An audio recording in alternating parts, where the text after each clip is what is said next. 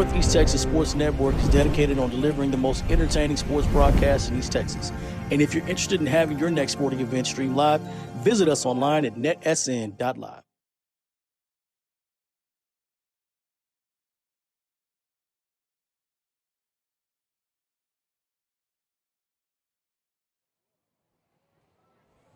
And good evening, everyone, and welcome to Hawkins, Texas, Lawrence Field here as we have a big district matchup between the visiting Beckville Bearcats and the home team, the Hawkins Hawks. Hello, everyone. I'm Brett Swinney. Alongside me tonight, Jeremy Diamond. Jeremy, it's Thursday night football back on NETSN. I'm excited to be here. Man, me too. I've been looking forward to this, getting back into 2 games a week. It's been, just a fun week leading up to this, getting prepared for this game, and excited to see what happens tonight. Man, we got a big game here, more so for Hawkins. They come in with a district record of 1-3, Beckville at 3-1, and so Beckville's a little bit better off right now in district play. Let's look at Hawkins so far. They picked up 3 wins to start this season over Maud, Sims Bowie, and Winona. Then they start off district play with a loss against Elysian Fields, then a close loss at Union Grove, 20-21, which will be an important one. And then they picked up a win over Ore City. And then the next game they beat Harleton. This district took a week off last week, so this is a bye week, coming off a bye week for Hawkins. And I think the loss to Harleton was kind of the surprise. Yeah, and the surprise also was the 41-12 margin of it. Yeah, that was one we didn't see coming, or at least I didn't see coming. Not that they would guarantee to win it, but just the way that they lost, it was a big spread there. And so I think that, but again, the bye week comes right after that, so a chance to right the ship and get going. And so then you got Beckville coming in at 4-3. They kind of start off slow. We had them. We were watching for them in our poll early, and they lost the first 2 games to San Augustine and Joaquin. And then they got wins over Harmony, Harleton, and then they lost to Elysian Fields as well. Because everybody's lost to Elysian Fields beats everyone that they play. And then you got a win over Big Sandy, and then a win over Wascom last week. And that was the surprising one we saw, is we thought Wascom might be competing. And now you've got this three-headed race at the top with Beckville, Wascom, and Elysian Fields, and then everybody else is just trying to find wins to get in that 4th spot. Yeah, it's I think if you asked us preseason what we thought the district would shake out, it's a little bit different than what it is. And, that's what makes high school football great, right? You can't predict what's going to happen. And so this game is a big game, and like you said, especially for the Hawkins Hawks. So let's go and take a look at Diamond's winning keys here. All right. See if we can bring those up here. And there we go. All right, Jeremy. Yeah, so I think let's start with the visitors, Beckville. I think for them, if they can start fast and get this game out of reach early, right, it allows you to do a few things. I think number 2, they've got to get Prince going early. Get the ball to your guy and get him moving. And then they need to force a few turnovers. And so I think if they can do those three things, then Beckville's gonna roll to the win here tonight. On the other side, for the Hawks, they've got to slow down Jordan Prince, right? That's going to be a big key for them. And then they need to win the turnover battle. And then lastly, they need to control time of possession. So they need to have the ball for long stretches that lead to points, and then that takes the air out of the ball a little bit and keeps that lethal offense of Beckville on the sideline. So what you're telling me is, as basketball is getting ready to start here soon, they want to 4 corners the game. That's right. Slow the pace down. That's right. Settle it in a little bit, take a good shot, right? And so I think that's going to be the key for them. All right. Thanks you, sir, for those winning keys. We'll refer back to them and see how accurate they are here as we get ready to get started. We've got looks like Hawkins is taking the field. They're in their black uniforms tonight. Hopefully they'll be fun to our eyes here. I haven't checked out the numbers. I do see Beckville. I do like the Beckville numbers. I feel like they're the more rounded off. I want to say old school numbers. Like they I feel like we can see them. Now we did talk about the nice thing. Both of these schools' primary color is a blue, right? And so we were thankful at least one team decided to wear black and make it a little bit easier for us to tell them apart. And so you've got Beckville in the blue helmets and blue pants with the white jerseys, and then Hawkins has the white helmets with the black pants and black jerseys. All right, and looks like we are going to go down to the field for the national anthem. We'll be back for the kickoff here on NETSN. We will have our national anthem, but first let's go to our Father in prayer. Heavenly Father, we thank you for the gift of this day and the chance to play the game we love. Watch over every player, coach, and fan tonight. Keep us safe from injury and help us compete with respect, courage, and honor. May our actions reflect teamwork, good sportsmanship, and gratitude for the talents you've given us. Win or lose, let us play with integrity and give you the glory. In Jesus' name, amen.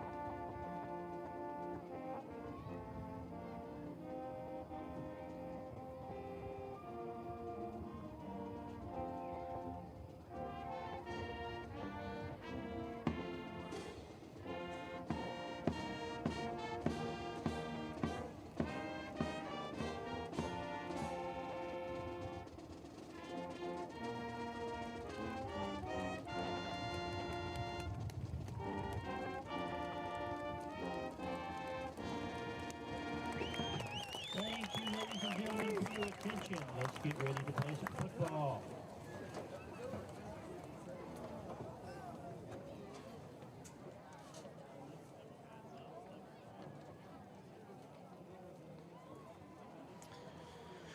All right, and we've got captains walking out on the field. So for the Beckville Bearcats, we have number 2, Rudy Watts, number 3, Jordan Prince, number 64, Gunnar McDaniel, and number 10, Braxton Bullock. All right, for Hawkins, we've got the quarterback, number 7, Eli Smith. We've got number 77, Julian Griffin. And we've got number 6, Springer Crouch, captains. And there's a fourth one they snuck out on us. Oh, they I was trying did. to see. That's number 10. That's Zamarcus Clay on the end. Okay. And that's right. That's I can't see Hawkins. We're on Yeah. Beckville's side. This is already going to be confusing. Should I write white and black on Yeah, the? It looks like it might be number 8, Braden Givens. I think Okay. is the Okay. man. He's in the middle right there.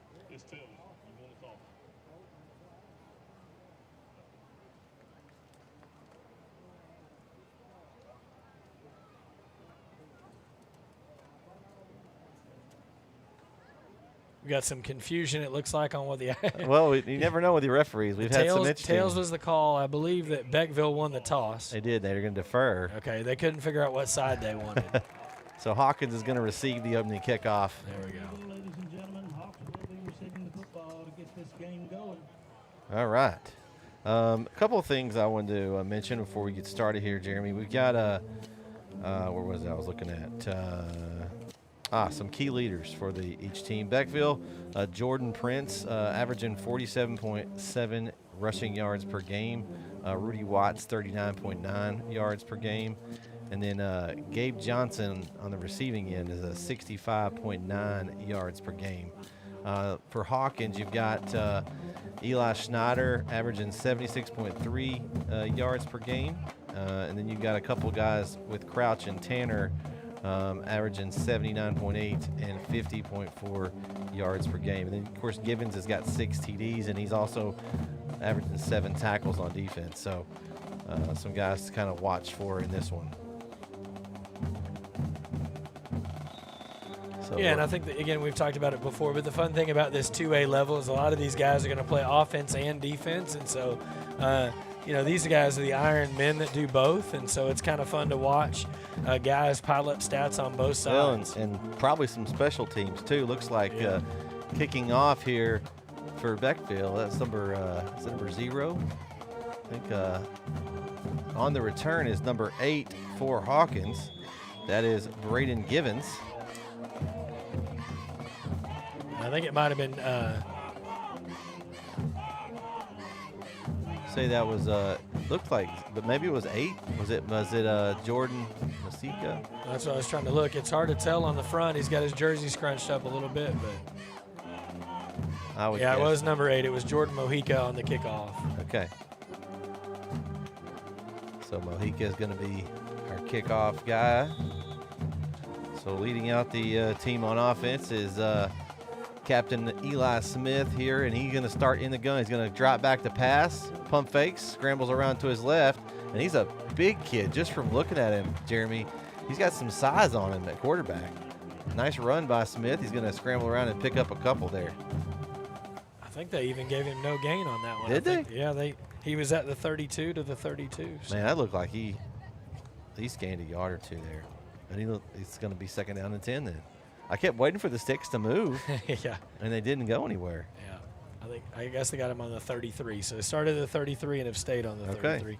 You know, those sticks are really close to us. It's a little bit harder to see. Normally they're across the field. And So handoff up the middle. That's the tailback. it's Trevin Tanner on the carry. So Tanner with a nice gain. You get to get up to the 37-yard line. So again, a 4.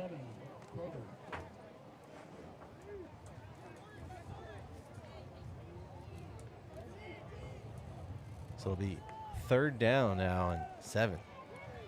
A little short pass to Tanner. And he's going to get ate up by the turf monster, Jeremy. Yeah, got him. the turf monster picked him up there. You know, his teammate was trying to set a block and unfortunately pushed the block into him for the tackle and loss of a yard there. So it'll be, looks like punt time here for the Hawkins Hawks. We haven't mentioned it yet tonight, but the chat is open, so let us know where you're tuned in tonight. Maybe I'll get a poll started here shortly, and we'll get a some good live, poll. yeah. But let us know where you're watching from and who you're watching, or maybe you're just wanting to tune in to us tonight. Yeah.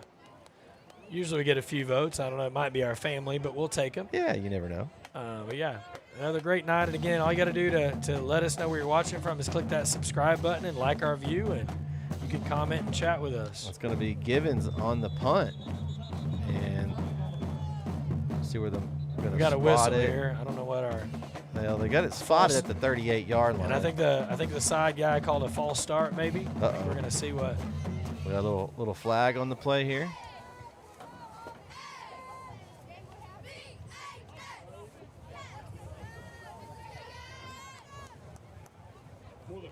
And it looks like too many players in the backfield, Jeremy. Okay. Okay. So they're going to enforce that after the kick. So it'll help the field position. Now it'll be at the 43-yard line for the Beckville Bearcats here. Lead them onto the field as their quarterback, Braxton Bullock.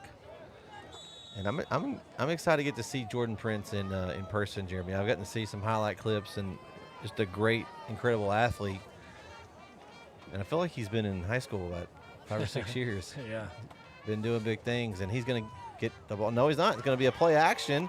Great play design there. Kick out to Rudy Watts, and he's still on his feet. Rudy Watts. Oh, he almost fumbles, but he gets out of bounds before he does. Man, nice run, and he's going to be all the way down inside of Hawkins territory at the 23-yard line. Excuse me, the 28-yard line. So a nice play there by Watts.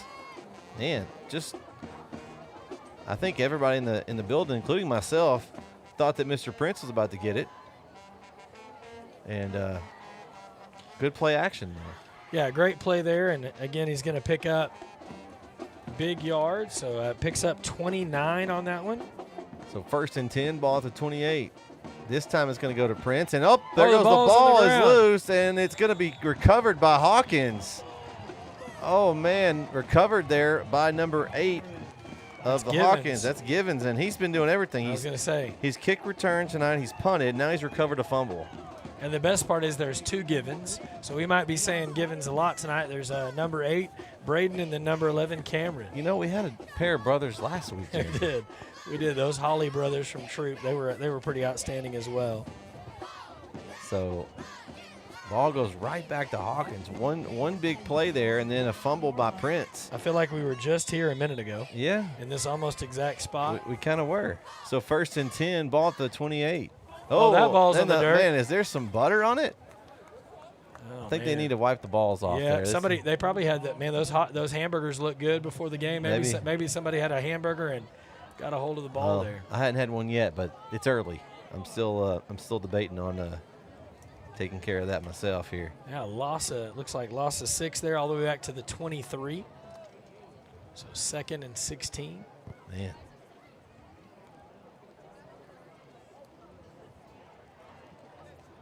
And they're going to get the play in here, taking their time. It's interesting. They got the receivers lined up, and then you just got a mini huddle with the linemen and the backs. Kind of a sugar huddle, yeah. Yeah.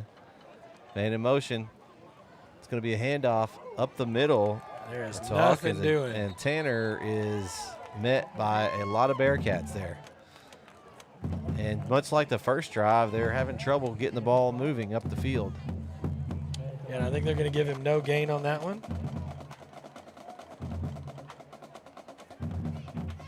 So 3rd down and 17, at least according to the board. You have 16? Yeah. That ball's kind of in between, so maybe 16 and a half. Okay. He's going to roll out to his right, looking for someone. And Smith, and gets it to his man, and he's going to be just short of the first down, though, I think. Oh, and they're going to mark him at the 35-yard line. So a good play on 3rd down there, just didn't quite get it up. Well, they're going to go for it here? They're line up to go for it here on 4th down. Okay. Big play here early. So 4th and 4.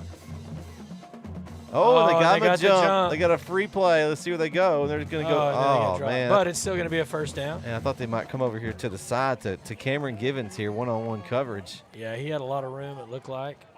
But they did get them to jump for the first down. Hey, we got someone in the chat. We got Zach Wells. I'm watching from Wichita Falls. I'm a Hawkins graduate 2007. Welcome, Zach. Hopefully you're able to enjoy the broadcast this evening. There's our leader. We don't even have to ask. Our leader as far as distance so far, Wichita Falls. Anybody top that, let us know. Yeah, exactly. So 1st down, Smith's going to run a little option play, and it doesn't go anywhere. Goodness. They got a flag on that. I wonder if somebody grabbed a little extra there. Maybe got a face mask or something. It was up high. It came in late, so I think it may be on the defense. And right on the money, as usual, Jeremy there. Well, you know, a broken clock's right twice a day.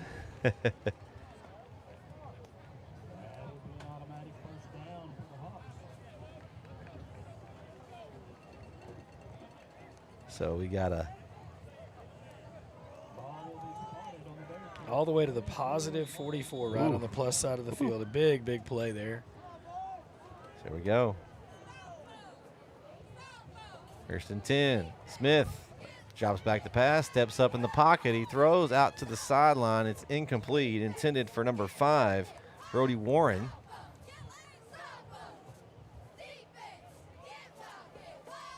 The cheerleaders are doing a good job tonight, Jeremy. Yeah, they got the noise up. We're picking up on the mic.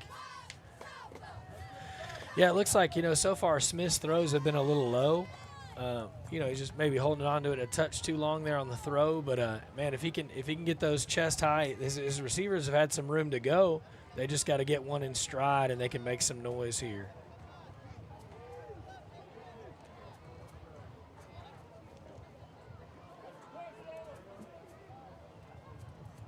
So man in motion. Smith goes out to the side. It's going to be a caught, and that's to number 5, and he reaches forward. That is Warren again. That's number 9. Oh, that's 9. Regan Smith on that one. Okay.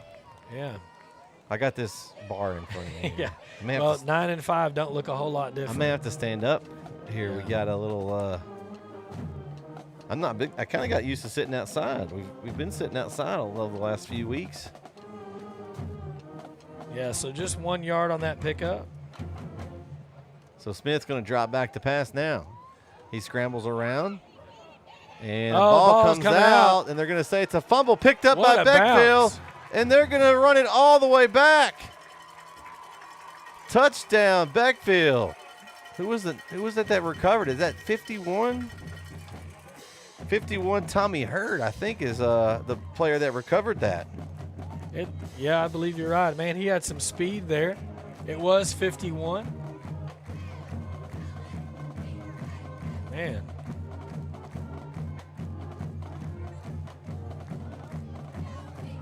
So just like that, they turn a turnover into 6 points. Yeah, man, that's a tough one too. Quarterback's got to get rid of that one way or the other. He's got to either throw it away or tuck it and run, but he kind of did neither, and the ball got knocked away there on the strip sack, and a big recovery there, like you said, by Hurd, who ran it all the way in. He got a great bounce too. That second bounce of that football came right up in his lap, and he took advantage of it and took it to the house. Point after, kick is up, and good. So with 6:19 left here in the first quarter of play, your score, Beckville 7, Hawkins nothing. We'll be right back here on NETSN.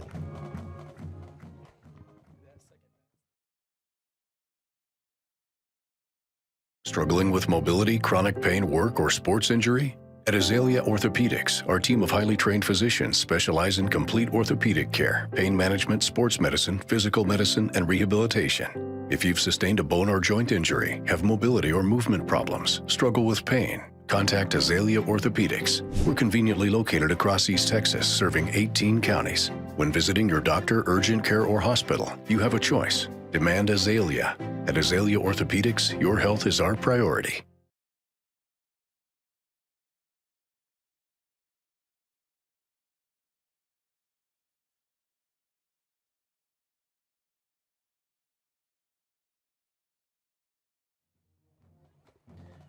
And we are back here on NETSN. Brett Swinney, Jeremy Diamond here. We got another chat. We got Julie. My son is number 11, Beckville, Grayson Hicks. Okay. Slot receiver here on the offense and also plays strong safety. So welcome, Julie. Thanks for tuning in to tonight's broadcast. That's why we do this. So in case you're not able to be here, we're able to provide a quality broadcast. All right. Another kickoff here. Yeah, Mojica again on the little kind of pooch. It's going to be a down there. It's fielded by number 4, Anthony Howard, and he slips down and maybe had some room there. Yeah, he looked like he had some room, and his feet kind of went out from under him. Maybe a little humid tonight. That turf monster is already taking dangerous. effect. The ball's going to be spotted on, looks like the 21-yard line. Okay, so 1st and 10 for Hawkins. And they've really struggled so far to get something going here, Jeremy. What do you have any? Yeah, I think Beckville's done a really good job of pressure. I wouldn't be surprised to see a screen here. Their defensive line has gotten in the backfield, so just invite that a little bit and throw it right behind them and see what you can do. Going to send the man in motion, and the ball is just slipping all all over the place. And Beckville recovers it there. That's number 20 on the recovery for Beckville. Keontae Jinks with the fumble recovery. Jeez. Yeah, nobody wants it on offense, and everybody wants it on defense. 3 fumbles here in the first half of this first quarter. What did you say about the turnover margin? Yeah, I said you got to win it. It's not going well. Okay. Yeah, so Beckville takes over at the 19-yard line.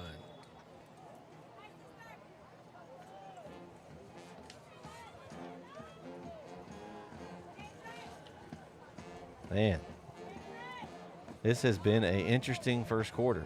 A lot of things going on here. And Beckville takes over. 1st and 10, ball at the 19-yard line. Handoff up the middle to Prince, and Prince has got some green in front of him. Stiff arms a tackler. But a good tackle there made by number 14 of Hawkins. That is Kenneth Singleton. Looks like the ball is going to be placed on the 8-yard line. So a good 11-yard pickup there for a first down. I mean, if they can hold on to the football here, they have a good chance of punching. I think that's the main question right now. If you're that ball person on the sideline, are you? You got to find some way. Get some dirt on it, something, right? You're trying to get that thing to stiffen up a little bit, get a little tacky. And it's going to be a play-action pass, and did we get a catch? No. Oh, drops it. Came off the tips there. He missed it on the roll. Intended for number 8, that is Jordan Mojica. And, it's been tough sledding and catching anything tonight.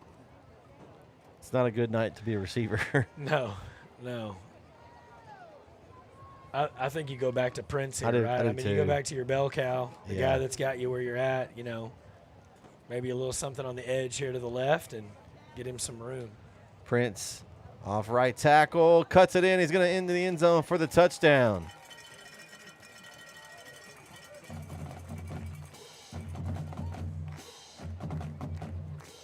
So a touchdown there for Prince. And so far it's been all Beckville here, at least on the offensive side, moving the football. Yeah, and again, they've had a couple of short fields. That doesn't hurt, right? They've had a short field here, and then they had that fumble recovery for a touchdown, and so. Yeah, Julie says, "What is it wet out there? What in the world is going on?" I don't know. 2-point look. Oh, they went for 2. No good. That's the opposite of the swinging gate. Normally you throw it to the area where there's 8 guys ready to block. Instead they went the other direction to the snapper there, and then nothing doing. So with 5:32 left here in the first quarter play, Beckville leads 13-0. We'll be right back here on NETSN.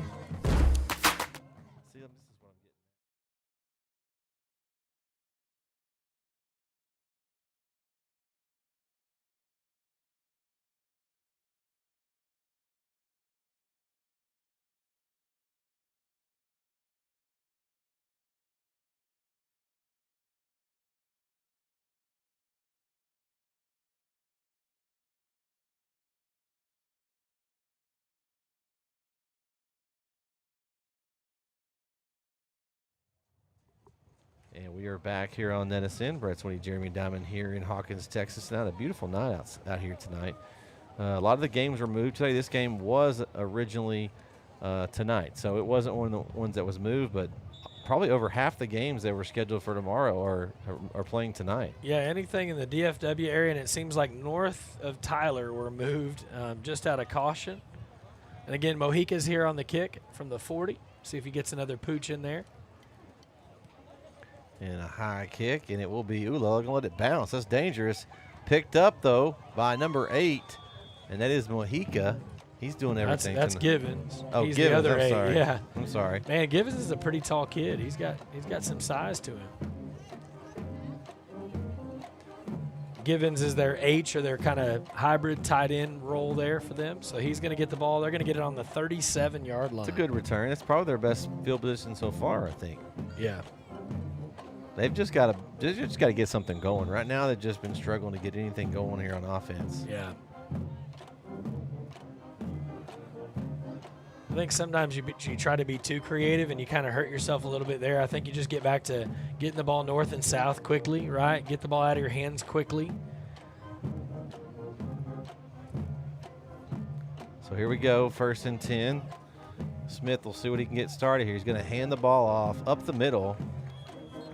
And that's going to be ran by number 6. And that is Springer Crouch with the run. Yeah, so he'll pick up, looks like 2 yards on the carry there. So 2nd down and 8. Ball at the 39 here. Really just got it. If they can get something going here, it's very early in this game. If you're Hawkins, you don't want to let it get out of hand too quickly. Smith throws it, and he overshoots his receiver. Intended for number 8. That is Braden Givens out there on the outside. Yeah, again, we've talked about it already, but a little bit erratic on his throws. Not getting his feet underneath him when he's making the throw. And so the first couple were in the dirt, and then I think he probably swung in the other direction to try to overcompensate and sailed that one about 8 yards over his receiver's head. I would like to see them go single receiver on that wide side and run a slant play. Just something quick to the middle. Oh, a little counter trap. Oh, and a nice play by Crouch as he's been in on this drive and has been impressive for the Hawkins Hawks here on this drive, and they'll get up to close to midfield. I mean, the nose of the football is just right up against midfield here. So 1st and 10 for the Hawks. Yeah, picking up 11 on the carry there. Again, that was kind of a counter trap. They looked like they were rolling right, and then he handed the ball under, almost a draw trap there to the counter side, and a big hole. All right, I'm going to start the poll here, guys, and let us know. Here's your chance to vote who you're cheering for tonight. Let us know. Handoff up the middle, and it's Crouch again, and I heard that pop. There, well, that was you probably heard that at home. That was a tough run for Crouch. He's going to get 2. That's a tough 2 yards.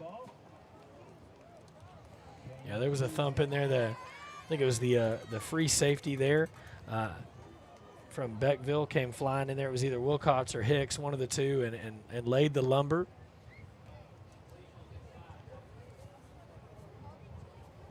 So 2nd and 8 from the Beckville 48-yard line. So first time into Beckville territory for Hawkins. And a nice pass and incomplete, kind of thrown just behind. a hair behind him. That's what I said, right? Trips to one side, single on the other, run that little quick slant. It was there. He just had it about a yard behind him, and he couldn't reach back and get a hold of it. That was intended for number 3, Eli Snyder. We get some other guys in here getting some run here. So 3rd down and 8. This is probably, I would say, 4 down territory unless they take a sack or something crazy. So we could just get about half of this here if they can. It'll help their cause here. Smith gonna throw, nice pitch and catch. It's caught, and that is Snyder, and there he goes inside the red zone, tackled inside the 20 there, at around the. Looks like they're going to mark him at the 18. Yeah, and we got whistles. We might have a flag here. Way on the other side of the field. There's some laundry. And that's way over there. I mean. Oh, no. Oh, man. As a coach, that's just brutal. A killer right there.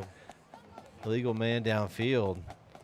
And that's going to take a great play by Smith and Snyder away. And sometimes that happens because you got that little half roll, and you're not sure if the quarterback's going to keep or throw, and so you get a little aggressive on your block and a little too far, and they got caught.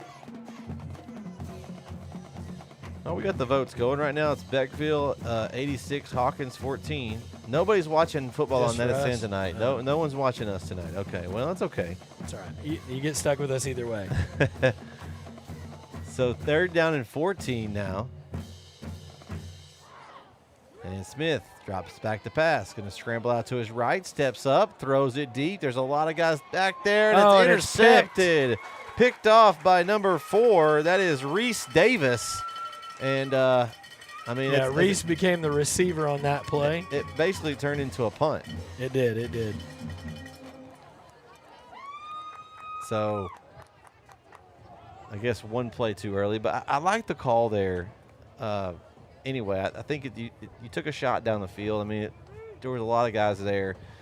Probably close to 50-50 ball. But how many times have you and I talked about you can't have 2 receivers that close together because you bring friends, right? Yeah, when you bring friends, you bring danger. Because you not only have your guy, but there was a couple of safeties over the top too, and they were all just kind of in that one spot there. And that was a good defensive play by Beckville. It's going to be an end around for them. It's going to be Grayson Hicks on the run, and there's Hicks. I'm sure that his mom was watching that one. Yeah. Grayson with a nice end around play there. That gets him out to the 28, it looks like. So that's going to be an 11-yard pickup. So 1st and 10 from the 28-yard line.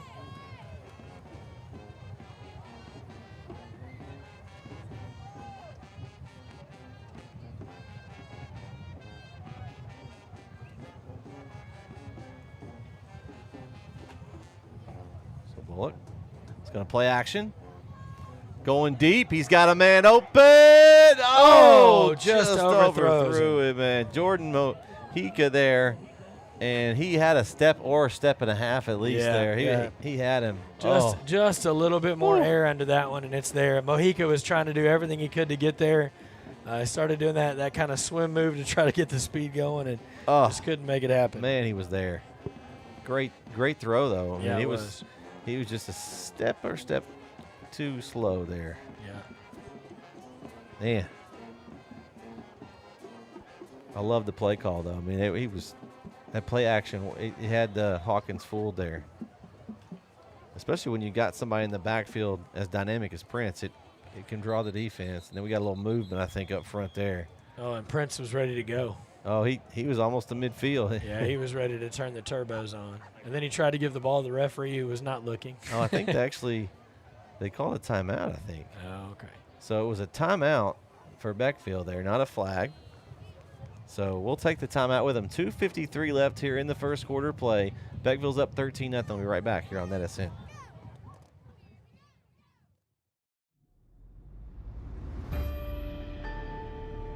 There's something spooky going on at Stillwater RV Resort.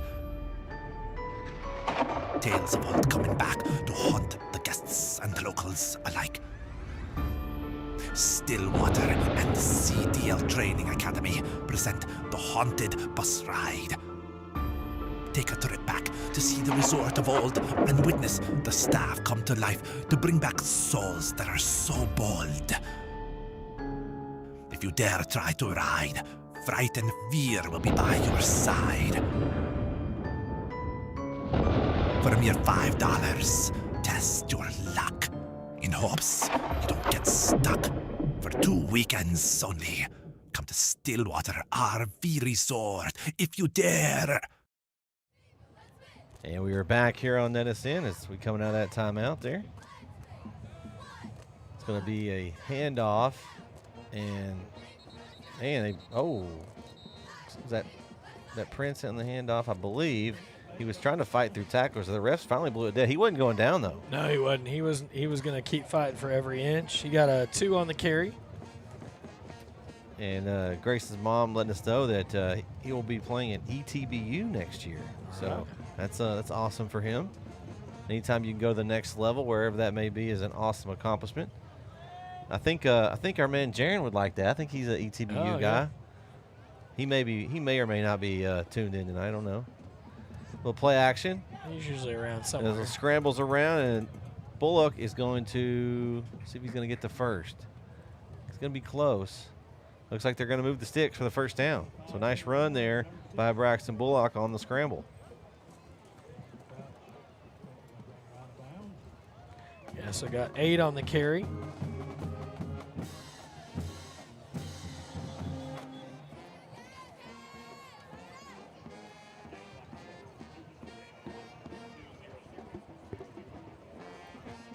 So 1st and 10 now. Ball at the 38-yard line of the Bearcats here. Yeah, 1:46 left here in the first quarter.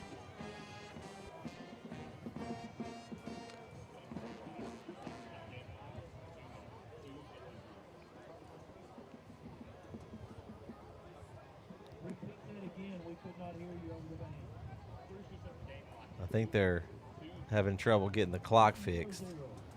We've got 1:46 on it right now. They're putting it back to 2 minutes. Interesting. Yeah, that's interesting. I think they were trying to stop it for the first down, and then it didn't stop. So. Yeah, because they didn't have the play clock set either. So we got that fixed, so we're good to go. And we'll pitch outside, and there's Mr. Hicks again, and he's got lots of room, and he's going to get knocked out of bounds after he crosses midfield for a big first down for the Bearcats. So it's going to be marked at the 48-yard line of Hawkins. Yeah, so 14 on the catch and run.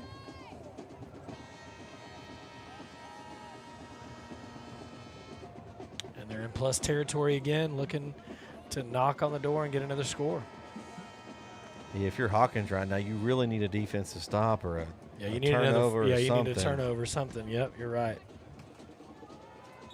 Oh, did we get a timeout again? I don't know. I didn't see a flag. Oh. So they're having some trouble with the clock.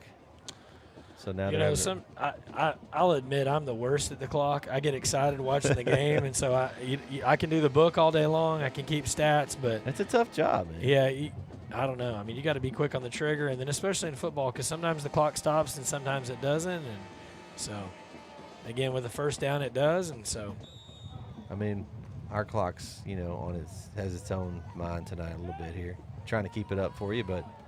It's going to be a quick pass on the outside. That is caught, and that is number 6 on the reception, and he is gone. That's Gabe Johnson for the touchdown. Wow, just like that, Beckville's on the board again. So a pitch and catch there from Bullock to his receiver, number 6, Gabe Johnson. Yeah, big play there, 48 for the TD. They're going to go ahead and line up for the kick this time. This is an interesting one where they switch the entire they switch the whole squad versus just moving them over, yeah. On for the point after is number 8, Jordan Mojica. holder is number 4, Reese Davis, not to be confused Reese with the Davis? guy. Yeah, not the same one. It's that time of year. Reese Davis is Yeah, coming out. That's right. That's right.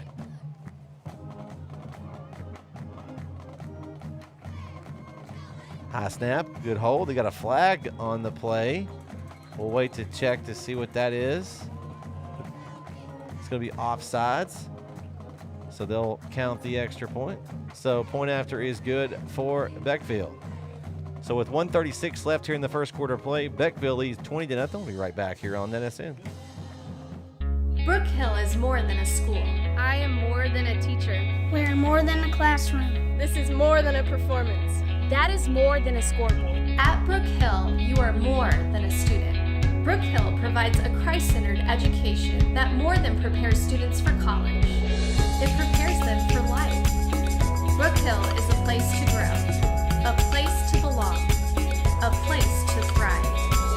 Are you ready for more?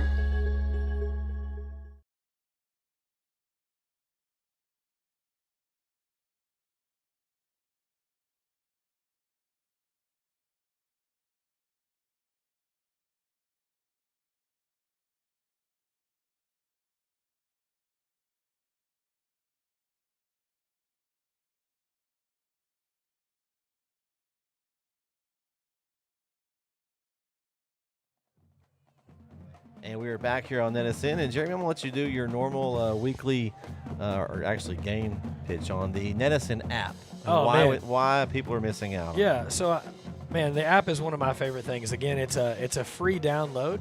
And on the app, you can see scores from around the East Texas area. You can get our live pick'em. We do a pick'em every week, so if you want to jump in and pick against us and see if you can outpick me, it's probably not been hard lately, so an easy thing to do. But we have a weekly pick'em. We have shows that come on live. We've got scores again around the area, and you'll see our ticker across the top as scores change. That'll update. But it's great. It's got playoff, it's got forums, it's got polls, it's got all kinds of stuff on it. And again, it's free, and that's thanks to some really great sponsors, right, that have partnered with us so that we can bring you this coverage for free. And so you can see things all across the area. Again, you can get notified live. If you want to go to a game and you're not sure where to go and we've got it, you can click and get directions to the stadium. It's got everything you want. If the game is broadcasted by us, you can click the watch live button. It takes you straight to YouTube. So, I mean, it's an awesome, awesome app. Well, and you know, while you were describing the app there, Hawkins had a trouble with the snap there, and Smith just had to fall on it, and he's now back at the 26-yard line, so second down and 20 here. This time they're going to run it up the middle. That's their tailback, Trevin Tanner. Tanner gets across the 30, spotted down at the 32-yard line. Yeah, the best carry of the night for him. They've got to get something going here. Hawkins, they got a little bit going last drive, but they just really have struggled getting it kind of a consistent drive going here. And play action. Smith's going to scramble around. He's looking for some room. He breaks through one arm tackle, and he gets across the 40 and taken down. Looks like they're going to mark him at 41. So 9 on the scramble. It's going to bring up, what, 4th and 5? And then we got some movement. 4th and 6, and it's going to back them up. It's going to, I think that's going to officially put them in punt formation here with 7.7 to go. You know, they've had 3 critical penalties, right? Not for a big yardage, but just at crucial times. Yeah, so this makes it 4th and 10. I think the scoreboard's been a yard off the whole night because they've got to get to the 46, and they're on the 36. And so that's going to do it for the first quarter of play. So through 1 here in Hawkins, Beckville leads 20-0. We'll be right back here on NETSN. This is where legends rise and moments are made. They're still on his feet. Come on, let's go, still on his feet. From the buzzer beaters to the game winners, we bring you the action. Raw, real, relentless. We cover every angle, every story. From the streets to the stadiums. He's going all the way. Your favorite athletes. Your teams. Ford breaks the tackle. Oh my gosh. Your passion. All in one place. New games, live shows. Here he goes. He's got some blockers. This is the future of sports media. There he goes. Picked up into the secondary. This isn't just a network. This is a movement. Ooh, oh, he ran over the defender. Welcome to NETSN Game On. And we're back on NETSN as we have the punt, and it's going to be a fake punt and a catch, and just enough. Oh, man, he's right there. Are they going to give it to him? Oh, but we got a flag on the play, Jeremy, that pesky yellow thing. Yeah, those things tend to fall at the worst times. And it's in a spot where I think they had an ineligible downfield again. That's what coach is calling for down there. We'll see if it's right. Oh, man. A great fake, too. I didn't see it coming. I for sure didn't think that was going to happen, and so. I don't know that anybody in the field, in the stadium, thought that was going to happen. If you'd have polled the audience, I don't think. No, I don't think anybody would have gone for that one. But sometimes if you need a spark, I mean, and they got it. Yeah. Because nobody was expecting it. But then a penalty, and now I think this time you're probably going to see Mr. Givens punt the football away. Yeah, I don't think you can get away with 2 fakes in a row. I mean, I guess you could. It'd be pretty daring, but I think Beckville would be ready. Kind of a low line drive took soccer a nice style. bounce, and it bounces up into the hands of number 2. That is Watts. Nice return by Watts there. Gets thumped, but keeps rolling forward. He got it. That was a high voltage run by Watts. It was. Oh, I like it. I like it. So it's going to be up to the 45-yard line, so Beckville will take over there, 1st and 10. And our lovely scoreboard it's not all cooperating tonight, so we apologize for that. We're trying to keep it there so it's 11:23 left here in the half. Yeah, it's a little windy tonight, so sometimes our technology doesn't always cooperate when that happens. Oh, yeah. Got to love the weather. Tomorrow's going to be even more interesting. That's right. So it's going to be a keeper right up the middle for the quarterback, and that run by Bullock. Man. It's like they forgot about him, Jeremy. Yeah. He's like, again, sometimes when you're looking at the one guy, you forget about the other guy. He gets that all the way down to the 30s. I'll throw a Bible reference out there. It was like the Red Sea parted. It was. And it was just nobody there, and he was like, well, God must have wanted me to go across, right, and so I'm going to take it. Go. You got to take it. So 19-yard run there for Bullock. I mean, he wasn't even, there wasn't anybody near him. No, I don't. I think when you have a running back like Prince, right, everybody keys on that, and so you can run those kind of zone read type or pulls and get away with it. This time it's going to be Prince, and he's breaking through tacklers, and he's across the 30. He's going to be inside of the 30, down to the 27, I think is where they're going to mark him.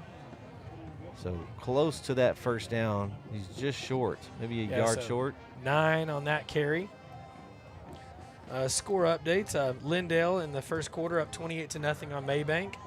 Kilgore's got a 14-3 lead on Palestine in the second. Carthage 27, Bullard nothing in the first. And then in our 6A action, Rockwall 22, Legacy nothing, and that's also in the second quarter. Okay. So a few scores around the area.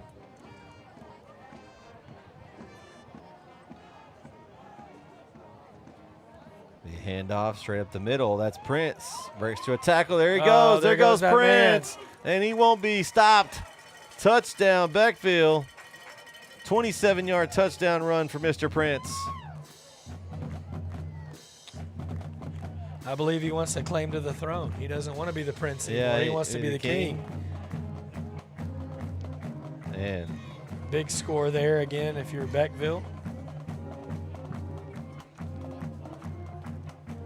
So they're going to fake the swinging gate. They'll bring on the kicker. It's going to be Mojica again for the point after.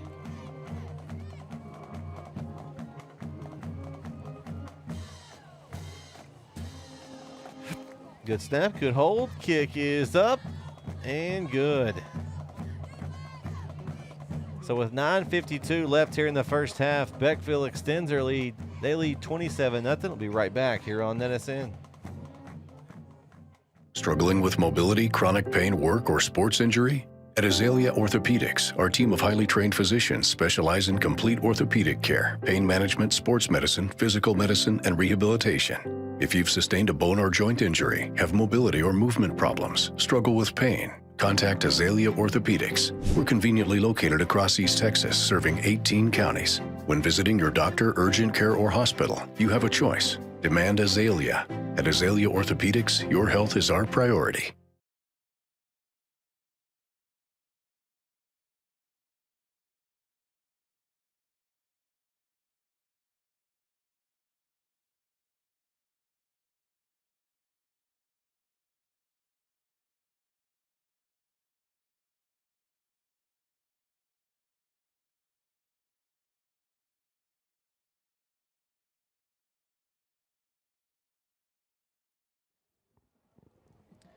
And we are back here on NETSN as Red 20 Jeremy Diamond here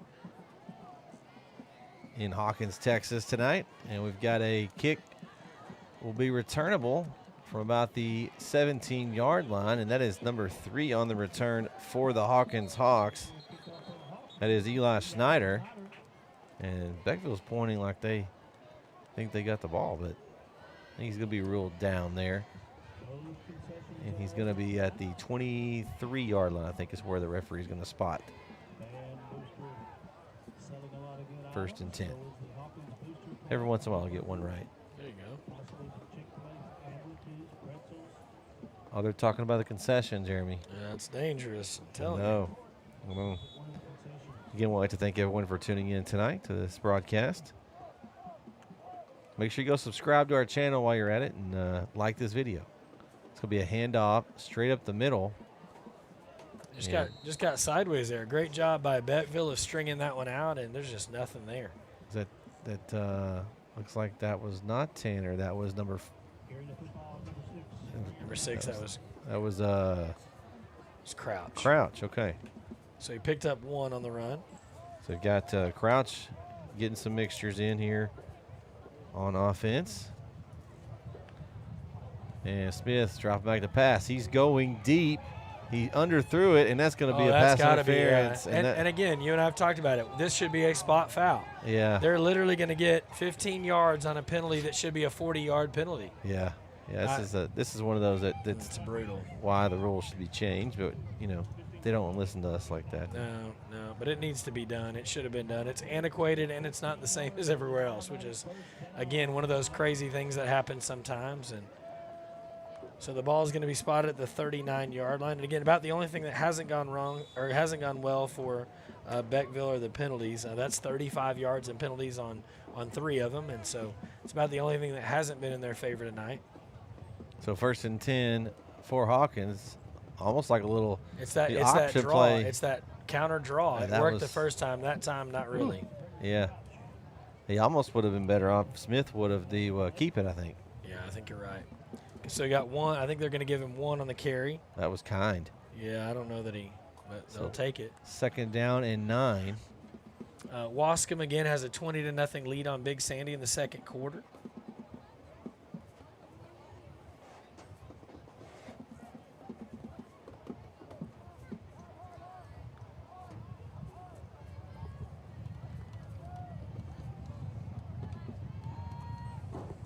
So we got ball at the 40-yard line here for Hawkins.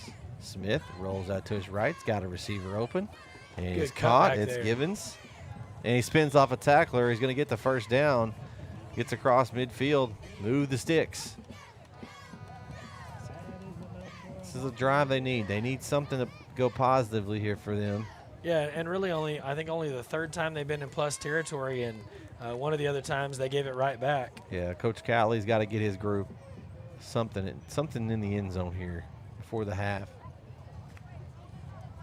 It's going to be a handoff. It's Crouch, and he is met, and it's going to be tackled back for a loss. Great defensive stop there for the Bearcats. We got a little laundry as well. So 2 negatives on that. So they're actually going to take the penalty. I think it was a holding, Jeremy, and that's going to back them up even farther here. So they're going to be back at the 41-yard line. So it'll be 1st and 20. Yeah, and again, right, you got into plus territory, and then you walked yourself right back out. Wipes away a run, and then not only that, it takes away 10 yards as well. Little swing pass out here to the left. Oh, kind of a low hit there by the offensive player on, looks like 88 of Beckville took a shot there. It was Tristan Harris. Thankfully he's okay. I never liked those they get hit below the knees right there. But now it's a 2nd down and 16. Yeah, 4 yards on the catch there for Trevin Tanner. And Beckville is going to take a timeout here. So that's Beckville's 2nd timeout of the half. We'll take it with them. 7:30 left here in the first half. Beckville still leads 27-0. We'll be right back here on NETSN. We have gone insane here at CDL Training Academy. Get your CDL fast for only $2,900. How can we do this? Because we're a crazy boys. Get down to Henderson now. Call or click today to get your CDL.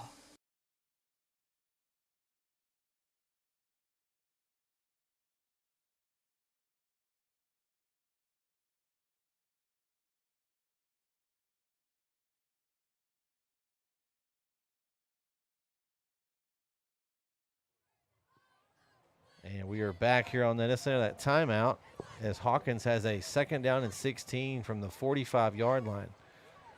Smith scrambles around to his right. I think the hard thing for Smith. He is taken down hard at the 40. Yeah.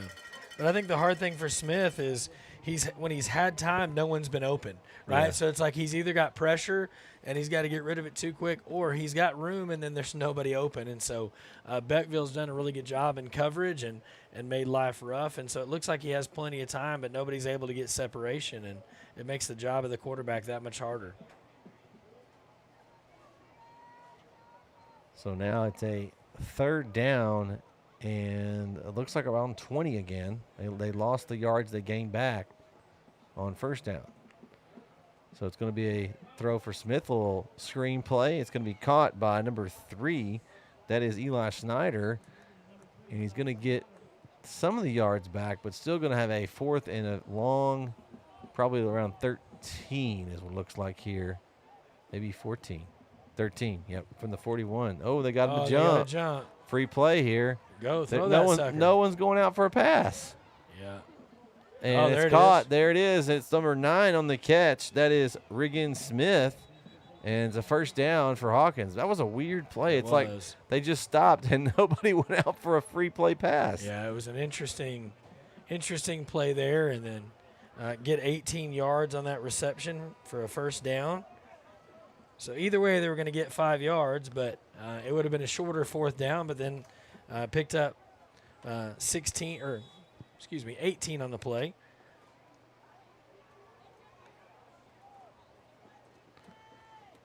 So the ball's on the plus territory here, the 34-yard line. So 1st and 10 for Hawkins. Smith rolls to his left. Looking around, he's got pressure coming from the backside. He's still fighting for yards, and I think he still gained a yard on that, maybe 2. Great job by Smith to make something out of nothing there. He didn't have anybody open. It looks like the defender slung him down and gave him an extra yard or so, and so the ball is going to be spotted. He was feeling generous. He was. Looks like they're going to put it even on the almost 30 and a half. Basically at the 30, I think, if you're. Yeah, so 4 yards there on the unintentional scramble. And we've got a timeout for Hawkins this time. And so we'll take that with them. Their first of the half. 5:30 left here in the first half. They trail 27-0. We'll see what they've got when we come back here on NETSN.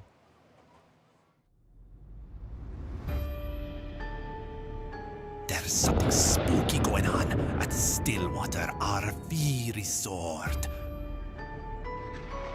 Tales of old coming back to haunt the guests and the locals alike.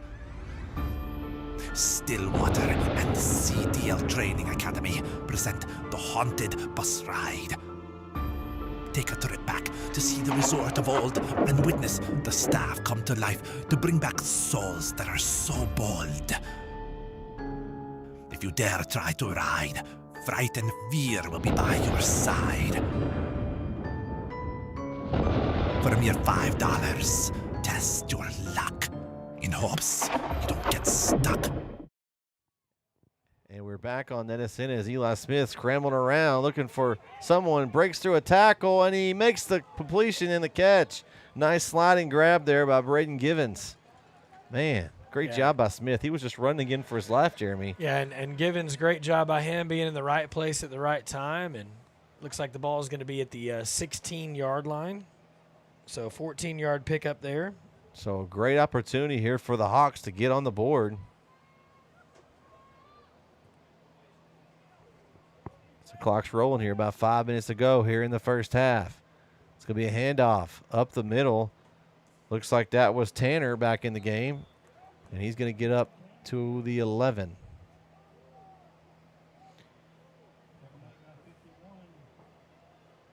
So I guess they're going to give him a couple there. Yeah, so picked up 5. It's a good run for Tanner. Maybe one of his better ones of the night. He hasn't gotten many open spaces there. They're gonna play little quarterback keeper. Oh, Smith runs over a tackler inside the 5. It's gonna be first and goal. Looks like maybe the 3-yard line there. Man, nice run by the quarterback keeper there, Jeremy. A little 8-yard scramble with some authority. He kind of ran like a fullback yeah, there. He did. He said he just put that high knee right in that guy's chest and dropped him.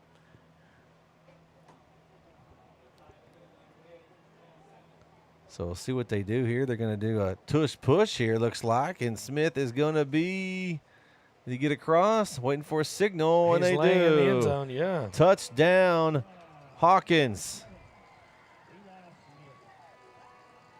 So Eli Smith with a quarterback keeper up the middle in the tush push. Your favorite play of the. That's right. I hate it. Oh, I hate it. I get why they do it, but I am really amazed that not more guys get hurt doing that, right? Like, it is surprising sometimes when that happens that somebody doesn't end up hurt every time they do it, but they somehow manage to pull it off. So point after attempt for Hawkins. It's up and good for Regan Smith. So a big score there for Hawkins. 4:19 left here in the first quarter. They now have cut into the lead. It is now 27-7. Beckville. Be right back here on NETSN. Brook Hill is more than a school. I am more than a teacher. We're more than a classroom. This is more than a performance. That is more than a scoreboard. At Brook Hill, you are more than a student. Brook Hill provides a Christ-centered education that more than prepares students for college. It prepares them for life. Brook Hill is a place to grow, a place to belong, a place to thrive. Are you ready for more?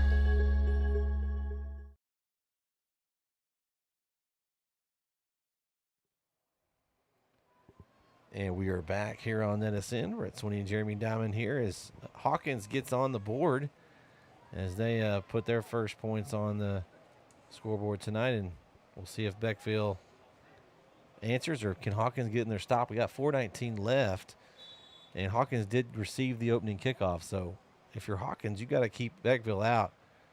Yeah, you need a quick stop here and to get the ball back and get one more score before the half. So a good kick. Fielded about the 10-yard line for the Bearcats, and that is number 11. That's Hicks, and a good return for Hicks up to the 33-yard line. Yeah, and a great shoestring tackle there by number 4, Anthony Howard, to prevent, because he had room right there. If he breaks that tackle, he might still be running. So the ball's on the 33-yard line, and again, if you're Hawkins, you've got to get a quick stop here. You want it to be a 3-and-out here, and if you're Beckville, you want more points on the board here right before half to really push that lead out. So 4:12 left here in the half. Quick pass out to the outside. It is caught and immediately tackled down. And that was Was that Mahea on the reception? It was number 6. No, I think 6. that was Gabe Johnson. Yeah, Johnson, yeah. 2 on the catch. So Bullock to Johnson there. And there wasn't much. As soon as he caught it, he had a lot of Hawkins guys right up in his business. He almost ran inside. Might have been better off going outside where there were less people. He kind of ran into the teeth of the defense there, and a whole plethora of Hawks kind of descended on him there and put him down. So 2nd and 8. It's going to be a handoff up the middle to Prince as he slips out of the and he tackle. breaks another one. He's still loose. Good night. I think that's where they got all the butter, Jerry. He must have butter on his jersey. Now, they're saying he was down. I thought he got more yards, but he must have touched a knee down because they just gave him the 36 on that one, so they just gave him 1 yard. Still slippery. It was. That's why you can't quit on a guy like that. You've got to. You got to play to the whistle. Yeah, that was big number 77, Julian Griffin there. He got his big mitts on Prince and was able to hang on long enough to get him on the ground, and that's tough to do. A guy like Prince has got good balance and good speed and good feet. So 3rd and 7. Back to pass. Going a little quick pass out to the tailback Prince again. And great play there by the defense. Don't think he got anything there. No, that was a great tackle there in the open field by Zamarcus Clay, number 10. And that's what you wanted if you're Hawkins, is to get a stop right there. And you know, if you're Beckville, you got to punt this ball. You can't give Hawkins a short field and if you don't get it here, and they will. Yeah, the smart play is to get rid of this one and make them work the long field, right? Get it as far down the field as you can and make Hawkins use all the time and try to do something with it. So it's going to be Jordan Mojica here, back to punt. Looks like fielding the punt is going to be probably Givens again. Is it Givens or is it Snyder? It might be Snyder. Oh, no. Oh, you're right. It is Snyder. Snyder, and he he bobbles it, but he's able to recover it, and he runs backwards across the field, but there's room. And Snyder's going to be taken down at the 38-yard line. We got a Bearcat down. That's going to be number 44 down. Coy Stevens. So Stevens is down. We'll take a quick break and check on him when we return here on NETSN.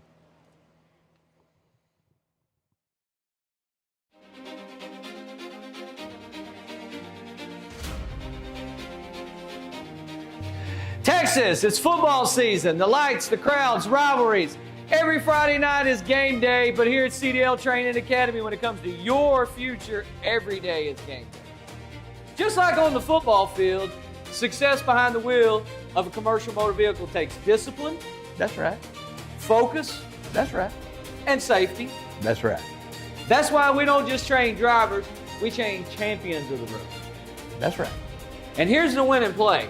We're a TPST certified school. That means when you're ready, you don't have to wait for the state. You can test right here in-house. No delay of games, no flags on the field, just results. That's right. If you're ready to stop sitting on the sidelines and start moving your career forward, the season starts now. Get trained, come on. Get tested, come on. Get on the road with a career that pays like a championship win. That's right. Don't wait till next season. Come on. Call CDL Training Academy today and start your season. And we are back here on NETSN. There's just cramps there and a handoff. And that's going to be, again, that's number 8, Braden Givens. Nice run by Givens. And it was thankfully cramps there as we want to make sure we let everyone know. Stevens had a little cramping going on. And it looks like there's we've got a little laundry, I think. We got laundry again. Laundry problem. Goodness. It looks like maybe another holding penalty. Oh, that's tough, too. Holding's even worse than a false start or something like that because, again, you give up 10 and man, it's going to back them all the way back to the 28-yard line. So first down and 20 for the Hawks. They need some points here on this drive. Smith steps up in the pocket. He's got a little room. Is he going to take off? No, quick pass. See, and I think that's the one where I wish he'd just go. And he had a man way down the field. He had Cameron Givens open deep. Yeah, he and Cameron are going to have a chat at halftime. Cameron's got to tell him, hey, listen, I'm open. They stopped running as soon as you roll out. Like, they stopped covering, and he did. He was open by a mile, but an incomplete pass. So now second down and 20 with 1:22 left here in the first half.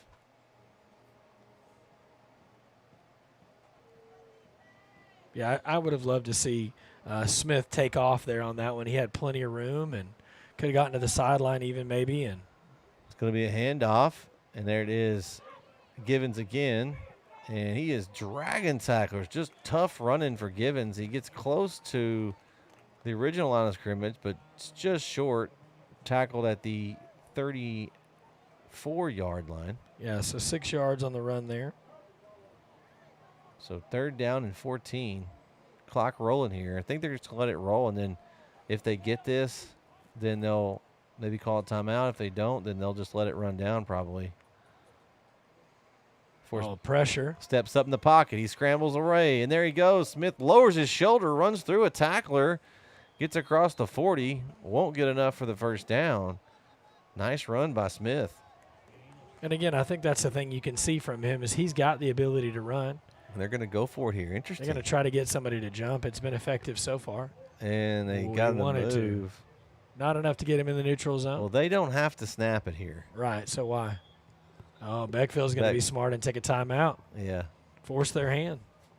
So timeout, Beckville. And that'll be their last one of the half here. You got any other scores over there? I'll have to look. Yeah, I need to. Well, Wascom 34, Big Sandy nothing. So okay. And that game's getting close to halftime as well. Let's see here. Good. Grand Saline 14, Lone Oak 0 at the end of first quarter. Oh man, I picked that one backwards, so we'll see what happens. But I gained one on you. What did Kyle? Kyle was with me on Grand Saline. Yeah, I was the lone detractor because I had seen Lone Oak play. Speaking of that, if you love listening to us talk here, you might want to enjoy our weekly show, Beast from the East. It airs every Tuesday at 7 p.m. Live on our network. So come check us out. We'll talk about our pick'ems that we mentioned earlier. We have weekly pick'em, and we'll talk about those and all the games from this week. We'll talk about on Tuesday. And then preview next week's games. Yeah, we have polls. We have a top 15 poll from 4A through 6A, as well as 3A, 2A tabs. Some guy gets lucky and gets the polls that match up. He can't pick a game on a win, but he can line up the top 5s every week. So you got to be good at something. So we got 20 seconds left here in the half, and it looks like we're going to have a punt for Hawkins, and Beckville's going to have a chance. They got Watts back there. Is he going to fake it? They're going to fake it. Oh, no. Oh, he got away. Oh, he got away again. Givens is still up. Oh, my Givens goodness. is still going. How is he still up? And he's going to be short. Man, what first down. What a crazy. Oh, my goodness. That might have been the craziest 4-yard play Oh, I've my seen. gosh. What is going on? He was like looking for somebody, and then I think he realized there was a rush coming, and he was like, oh, my goodness, there's a bunch of people here. And then he broke a few tackles and got within 2 or 3 of the first down. And the bad thing is, Jeremy, that now Beckville has 8 seconds. They have no timeouts. Yeah. I don't know what their field goal kicker situation is, but I don't think you have many plays except for just to go throw something up. Yeah, although you do have this guy in the backfield named Jordan Prince, and maybe you can get him on a little swing route or a little screen. You could. Yeah, you've got some things. So 45 yards to go here. We'll see what they do.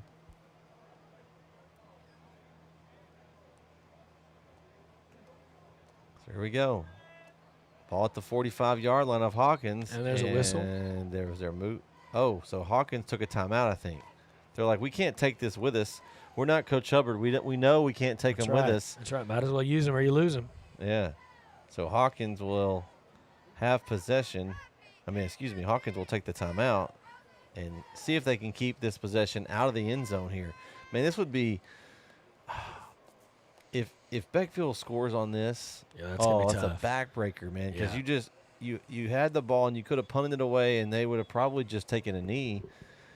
You decided to get risky and go for it. You got very lucky and you almost got the first down. Yeah. But then they got you short, and now you're giving Beckville, I would say, one play. I mean, I guess you could get a quick one and then another play, but this is probably the last play of the half here.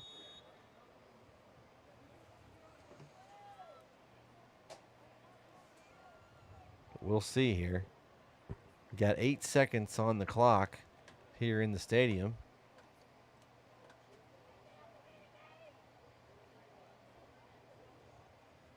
So here we go. Bullock going to roll out to his left. Steps up, throws it deep. He's got a man open. It's caught, and he's out of bounds. Oh, that clock's got to stop. Wow. Oh, man, they almost didn't stop that clock. He stepped out about 1.8 at least, and that thing rolled all the way down to 4/10. Gabe Johnson on the reception. What a play. I think the ball's going to be spotted, looks like at the maybe the 10. And now they're going to get a field goal, which will make up for that missed extra point here if they're able to put this in. So Mojica's on for a field goal attempt. Yeah, great 35-yard pass play there.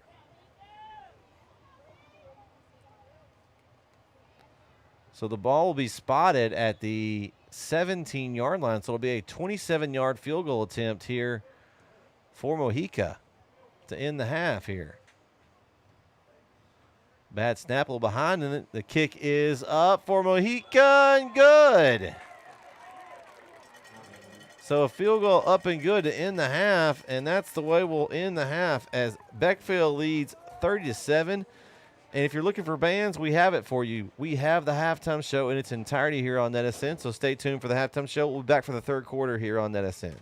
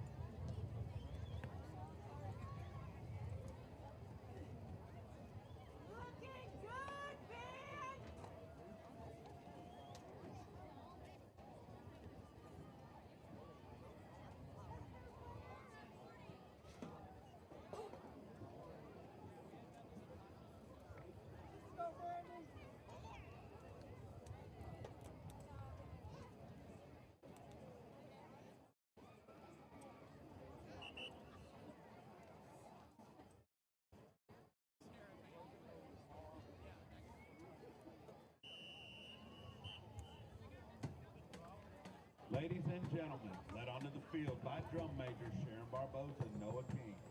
Beckville Independent School District proudly presents the sweepstakes award-winning Military Stride with Pride, the Beckville Bearcat Band.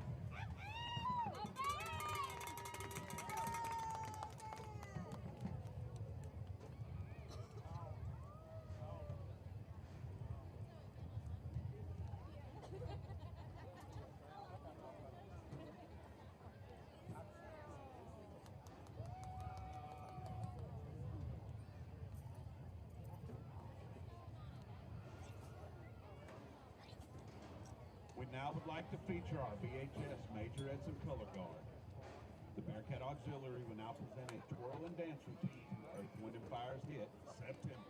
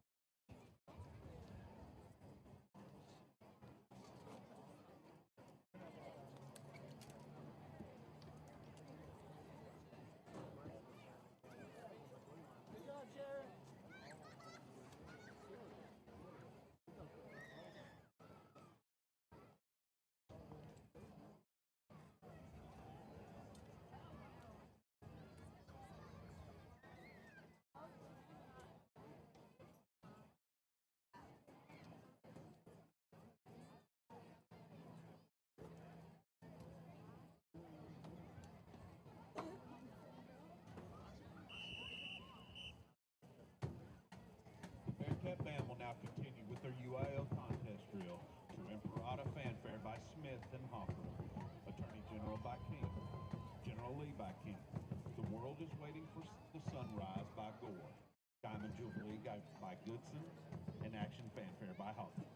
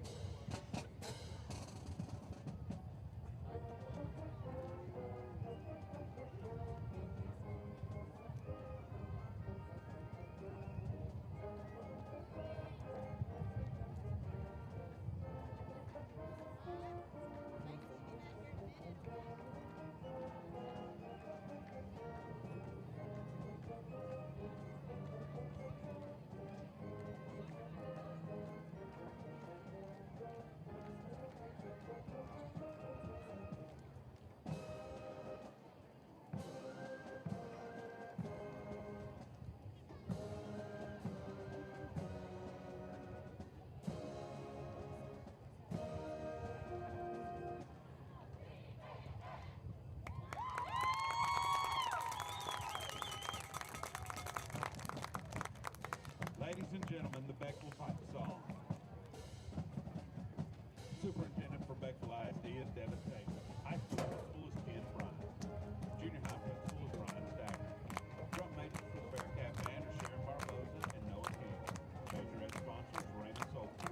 Color guard sponsor is Lacey Harden. The Bearcat Band would like to recognize the sponsors this year: Tyson Foods, Cutter Towing, Napa Auto Parts and Carthage, Nana's Playhouse and Learning Center, Joe and Morgan Visa, Juan Ophelia Avalo, and Circling Cafe. The Beckville Bearcat Band thanks our faculty, staff, administration, and community for their continued support. The Beckville Bearcat Band is under the direction of Josh and Michelle King.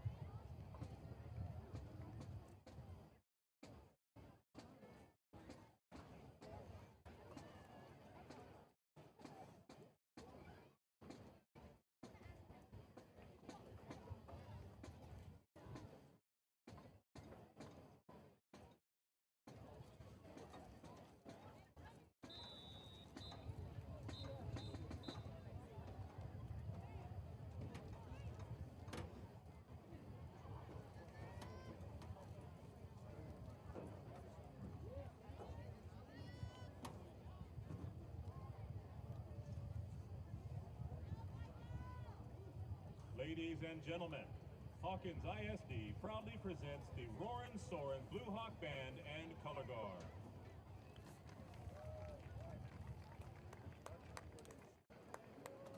Coached by Brianna Blaylock, the Color Guard will now perform their dance twirl routine to the hit song, Smells Like Teen Spirit.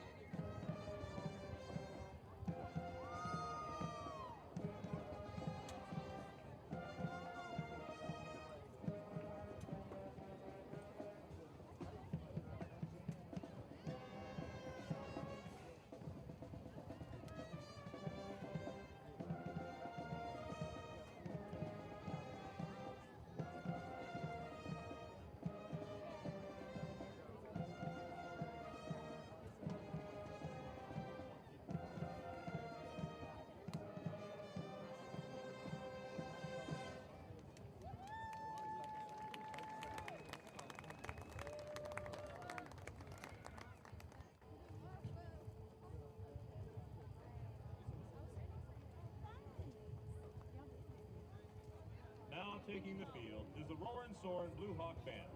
Under the field direction of Junior Drum Major Rose Guerin, the band will perform their traditional military-style drill to the Rifle Rangers by Carl King, Henry Fillmore's The Klaxon featuring Emily Larson and Tyler Jones, Military Escort by Harold Bennett, and the Battle Hymn of the Republic.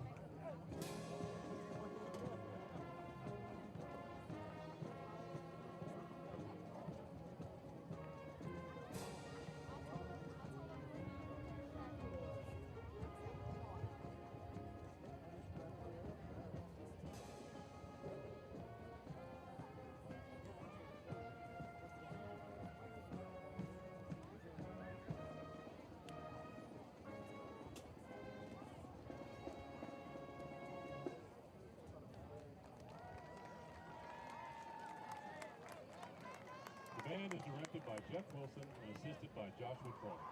Show your appreciation to the band members of the week, Zoe Dannenberg and Gavin Frazier. We thank the Hawkins administration, faculty, band boosters, and community for their continued support of the Hawkins Band program. Let's hear it one more time for the Roarin' Soarin' Blue Hawk Band.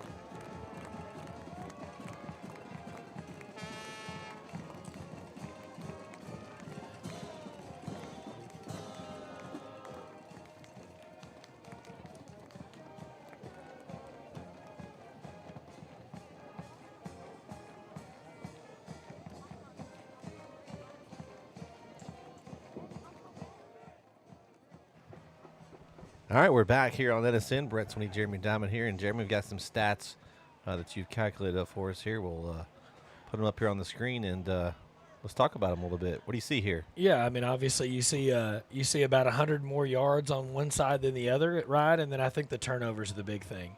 Hawkins has the 3 turnovers, 2 fumbles, and a pick to the 1 fumble early by Beckville, and I think that's a big part of what's going on. And, again, interesting that Hawkins has 6 penalties for 40 yards, and then Beckville's only got 3, but they were 2 big ones. And so they've got 35 yards in penalties. And so I think really the big key is, the 100 yards total offense difference, and then really the turnovers have been the thing. And I think that might have been one of the keys to the game, I think. It could have been. Yeah. Could have been. Yeah.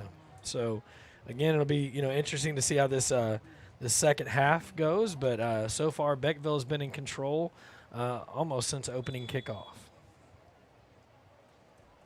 All right, and we are getting ready to set the kickoff. It will be Hawkins kicking off here to start the half. I think that's Riggin Smith. Yeah, Mr. Smith. We'll see what they do here, if they're going to kick it deep, and they will.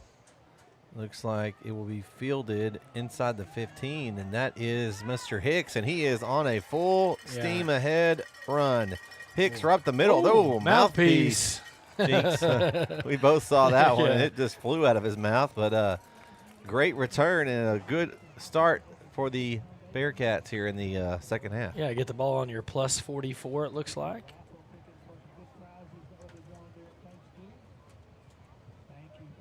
Yeah, and again, the exact opposite of what you'd want to happen if you're a Hawkins fan is giving up, again, a deep kick and a big return there. And, again, you kept it away from Prince, but the other guy didn't do a bad job himself. I don't know if there's a good That's point right. to kick to back out of there. bounds. Out of bounds. That's the answer. Yeah, or squib it and don't kick to them at all. So 1st and 10 at the 44-yard line for Beckville. It'll be a handoff. Prince. And he is taken down after, looks like, no gain there. So a good tackle by the Hawks. Yeah, good job there of fighting off the block and whipping him around there for no gain. And, again, Prince isn't an easy guy to tackle. Usually the first guy doesn't make the tackle, and so good job there. Yeah, you've got to be aware of that, too, if you're Hawkins. You want to make sure you don't just kind of quit in the play. Oh, well, my buddy's got him there. No, you better Right. 2, 3, 4, as many guys you can get on him to bring him down. And the danger, too. I mean, you key on Prince too much, and they've been able to hurt Hawkins in other ways, so they're not just one-dimensional. Yep. It's going to be a throw on the And right there it side. is. Got a man open. Oh. Just overthrown. Intended for Mahika out there on the outside. And did you see the entire defense for Hawkins in the secondary roll to Prince's way? They kind of stopped because he ran that little swing out, kind of out of the backfield, and they left Mahika miles open. It's the Prince effect. You just talked about it. It is. You send too many guys at him, and then you leave what was a great play there. Actually, I think that might have been Gabe Johnson there. Oh, yeah. That number's folded over. I think it's I think that was 6. Yeah, I think you're right. You know, and two, I mean, you know, Bullock had a really efficient first half. He was 6 for 7 for 128 and a touchdown. And Bullock with the keeper on the quarterback option there, little read option. And a nice run from Bullock straight up the middle. And now it's going to be a 4th down and about 5. Yeah, and you know, the first half he had 26 yards rushing and 128 passing, so a pretty efficient first half for him. And again, you know, Prince had the 2 TDs. He did have a fumble early on his first carry, but hasn't dropped the ball since, and had a really good first half himself with 58 yards rushing and 2 touchdowns. So here we go. 4th and 5 here for the Bearcats. It's going to be a pass play. Back to pass is Bullock. He's got a man. Oh, incomplete. He had a receiver open for the first down, intended for a number 6, I think Johnson again, and a big stop for the Hawks there. Yeah, exactly what you need if you're a Hawkins fan is a big stop on the first drive, and especially when you ended the half on a field goal for Beckville, and they were going to get the ball to start. So a good stop here, and let's see if the Hawks can do anything with it.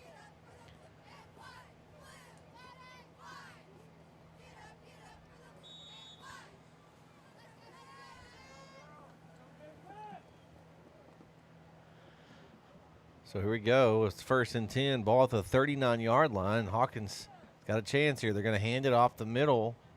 Actually, a little bit to the outside there is going to be given to their man. Yep, Givens again. Braden Givens. They're giving Givens the ball. You know, and they haven't gotten to him a ton outside. So interesting strategy, trying to give him the ball on the handoff here just to get him some touches. I like it. Yeah, so 2 yards on that carry, and again, you got to get the ball to your guys, and that's just another way to do it. Makes them think. It's going to be Smith back to pass. He's going deep. He heaves it. He's got a man open. Just overthrown. Intended on the outside for number 3. That was Eli Schneider. Incomplete. Man, he had him too. It's a couple times that they've had the receiver on the outside open, just hadn't been able to get that big pass play yet. And both teams really, right? Both teams have been able to get a guy a couple yards behind, and they're just not able to make the play. And yeah, and I think Snyder's got to be like, man, I had 2 steps on him there, and that was a big play. Just a little bit more air on that ball, or a half-second delay. He had time there, and I think he rushed it a little bit, but they'll try to reload here. Again, 3rd down and 8 to go. So Smith going to roll out to the right, throws back across his body, complete, close to the first down. Can they shove him forward? Ooh, it's going to be close. It's going to be really close. I think it's going to be close enough where if you're Hawkins here, you got to go for it. Because at this point in the game, you're trailing by 3 scores. You need something here. 4th and short, see if you can get your guys the first.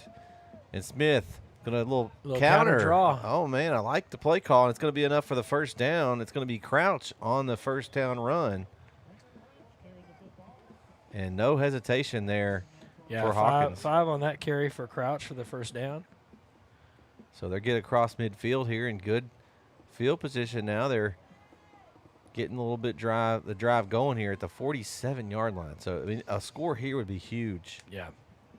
Almost, and again, it's early to say necessary, but I think you've got to put points on the board here just to keep Beckville honest. And you've got to stop. You got to take advantage of it. Right. Swing it out here to the outside, incomplete. It's intended for the tailback, Trevin Tanner. You know, sometimes the easy throw is the hard throw. I know. Right? He's got all day. He's got plenty of room. All you got to do is put it on him, and you almost outthink yourself, right? Like you're like, just touch it out there, and then you throw it, and you're like, that was not what I wanted to do. Yeah. Just touch those touch throws are just real tough, especially when the receiver's kind of running sideways. I feel like it's harder because you don't know. Do you throw it a little bit of ahead of them? Like, are they gonna tail it up, or do you throw it straight across? It's a tough one. And a play they probably run so many times. A little option play. Smith is going to get it to his man again, Givens, and Givens is going to get a couple there. I like the play call there. It's a little interesting, kind of almost a play action, and then they go up. It almost looked like the snap went directly to the back, who handed it to the quarterback, who optioned it. I don't know. It was kind of hard to tell. It was so close there. Weird. It was an interesting play. So a yard on that. I like it the way you can get all kinds of the same look in multiple ways. Right. You can run different, formations and blocking sets change things so much. So 3rd and 9. It's a big downer here for Hawkins. See if they can get something out of this. It's going to go up the middle on a carry, and I believe that's Crouch again. I didn't give him much, if anything. Maybe half a yard. Yeah, they're going to give him the 45, I think. So it's going to be 4th and 8 now. No hesitation. They're going to go for it. Play action. Smith looking for a receiver, and he is just down. He slips down, but he is surrounded by Bearcats. And are we saying is it a pack of Bearcats? Do we know what a Bearcat is? We haven't had Bearcats yet, I don't think. Yeah, that's a good question. I don't know. There was a bunch of them there. Are Bearcats like solitary animals? I don't know. Yeah. It's a good question. We'll have to ask our friend. Yeah, we got the poll is still ticking along. We have 73% for Beckville, 10 for Hawkins, and 17% are watching us on NETSN. I like it. Okay. So we'll take it. Come on, Hawkins fans. We need some votes there for you. Beckville right now is crushing it. Hey, if you're watching it for us, we'll take that. That's right. Beckville's showing out tonight. Yeah, we're happy you're here and hopefully enjoying this game like we are. Handoff, Prince. Dragging tacklers across the midfield, and he's going to get up to the 45-yard line. Another strong run for Prince. Yeah, give him 7 on the carry. Yeah, that's tough when you got a back that can do that, right? He can hit you with speed. He can hit you with power. He had a little kind of modified spin move there. It wasn't a full spin, but kind of shrugged off a tackler and kept going. And it was a safe spin. It was. It was controlled football. Yeah, controlled spin, right? Yeah. And again, what a weapon to have, right? So 2nd down and 3 for Beckville here. Clock rolling. Handoff Prince again. He's got lots of room on the outside. Prince going to get knocked out of bounds and gets I think a helmet late. went flying. And that was a late tackle. I don't know if they. Yeah, the tackler. I think it was one of those where the tackler's helmet came off and they kind of kept going, but somebody's helmet went flying and looks like he's not doing well. It looked like that hurt. I think it was a stiff arm that turned into a helmet come off. And ball's all the way down to looks like the 30. So 15 yards there for Prince on the 1st down. Yeah, it's one of those where they get tangled up and almost just continue to. Their momentum just takes them a little farther out of bounds. And yeah, and I think that was number 10, Jamarcus Clay, on the tackle there and lost his helmet. Handoff around in for Hicks. Hicks got with some speed. Hicks struggling through tacklers, dragging one down inside the 5, almost into the end zone, but just taken out of bounds by number 4 for Hawkins. That's Anthony Howard. Was holding on for dear life there, Jeremy. Yeah, and I think they're going to put that, on the 4? So a 26-yard on the end around there. Yep. I don't know how you didn't see that, Jeremy. Through the wall. Yeah, I got a mini window here. I feel like I can order a burger and fries here, and I was trying to look through 3 windows and 3 partitions and try to see what was going on there. So it was kind of an interesting look. Some great hospitality here in Hawkins. They've got to sure. set up in a nice spot here. Tomorrow we're going to be out in the elements, so yeah. a little different. It might be an interesting one. It's going to be a handoff to Prince. Prince bounces it outside, an easy touchdown run for Mr. Prince. So Jordan Prince says, we'll just answer you guys this score. Yeah, let's see what we get here. Maybe a little swinging gate look potentially. Nope, they're going to run the kicking team out. So a nice drive there from Beckville after they made the big stop and got the turnover on downs from Hawkins there and able to turn into points.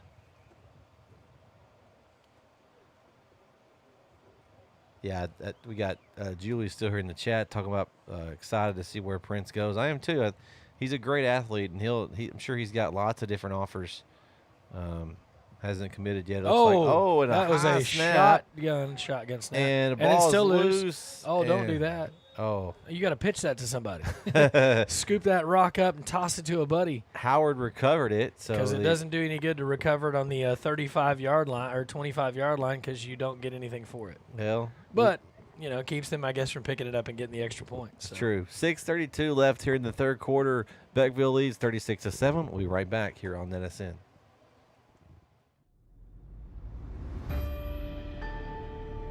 There's something spooky going on at Stillwater RV Resort. Tales of old coming back to haunt the guests and locals alike. Stillwater and CDL Training Academy present the Haunted Bus Ride. Take a trip back to see the resort of old and witness the staff come to life to bring back souls that are so bold. If you dare try to ride, fright and fear will be by your side. For a mere $5, test your luck in hopes you don't get stuck. For 2 weekends only, come to Stillwater RV Resort if you dare. And we are back here on NETSN. I'd like to give a shout out to our sponsors for tonight's broadcast. We have Azalea Orthopedic, CDL Training Academy, the Brookhill School, Stillwater RV Resort, our sponsors for tonight's broadcast. A sky kick, fielded, and I think he forgot he fair caught it. It's like, wait, I can't run with it when I fair catch it. Yeah, that's the sophomore Anthony Howard there on the fair catch run. But yeah, we want to thank them. Stillwater RV Resort, a new sponsor to NETSN. We'd like to welcome them aboard. Hey, they've got we just saw the commercial, the advertisement for it, but they've got a couple of weekends. The next couple of weekends are, around the Halloween side. They've got the haunted bus out there, and you can ride through, and it's a neat experience out there. So check them out. They're in the Winona area. Okay, that's not too far from here. No. So, we got a lot of movement there. Don't think you can have a couple guys moving at one time there. Yeah, it usually doesn't work out well. And again, they had kind of a modified trick play going there, and again, just an overthrow, but it didn't matter because of the penalty.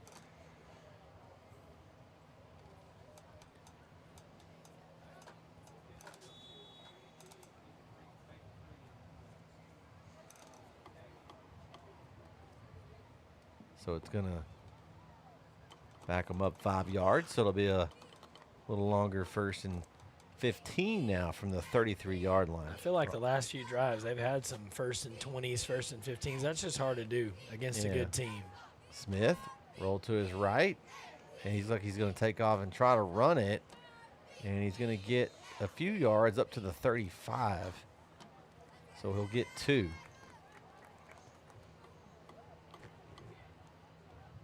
Yeah, they've had a hard time. The defensive end there, number 23, linebacker, Xavier Foster, has done a really good job there on that edge of making the quarterback bounce back into the inside where the help defense is and where the rest of the guys are, and so kind of kept Smith from having any room to really run. He's had that one run early where he got some room, but really hasn't had much going since then, and so it's going to be Smith rolling left this time. He's got pressure in his face. He's able to get away from it somehow. He's still on his feet, and finally, that could have been that was close. That could have been a late hit there. It's like number 23 came in a little late, Xavier Foster. I think he missed, and that was probably the thing that saved him there. Yeah, but I feel like that Eli Smith is going to have some dreams tonight about Bearcats chasing around because he has been under siege all night. He has. Yeah, and that was the initial pressure was number 70, Brantley Grand George.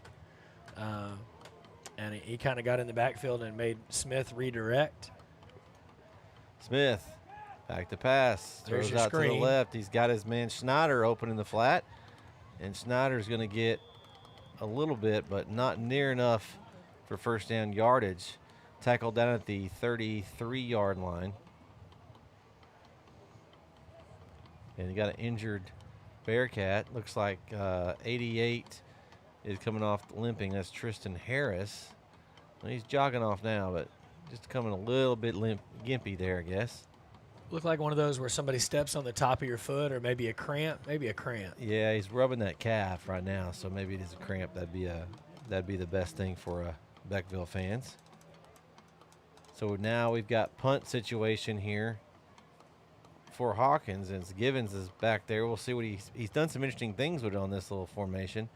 And this time he's just going to punt it away back to number 2. That's Watts, and he is taken down after gaining a couple yards, just shy of the 40. He'll be spotted at the 38-yard line, so good field position for the Bearcats.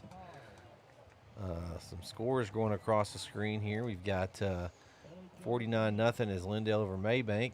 That Chapel Hill Pine Tree, I know it's 21 apiece at half. It hasn't been updated on the app yet, so if you have the app, if you'll go update that for us. I did see, let's see, the Union Grove Harleton game. If we could find someone with that score, that would be a good one. That's going to probably, in this district, maybe decide who can get that 4th spot. Those two teams are right there right now. Yeah, halftime, Kilgore was up 21-3 on Palestine. Oh, look, back to pass. He's going to throw deep. It's a little short, underthrown, and intercepted by Hawkins. That's Anthony Howard, which you've called him several times. He's had a really good night on defense.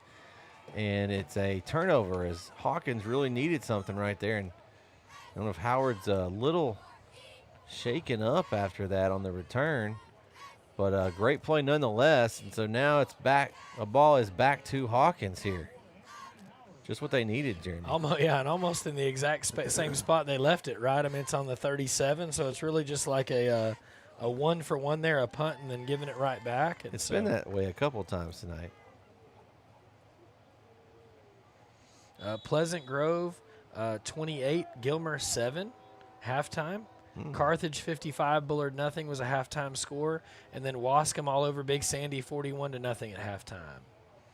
So Hawkins, another reprieve here as they get another chance. And an interesting score, Pittsburgh 21, Van nothing. And scrambles around as Smith throws it. Nice pass in a tight window to his man Givens there. And he's going to be tackled down at the 46-yard line. A nice little forward progress spot there. So I thought he might have slid back to even at the 45, but they gave him a good spot. It'll be 2nd down and 1 for the Hawks.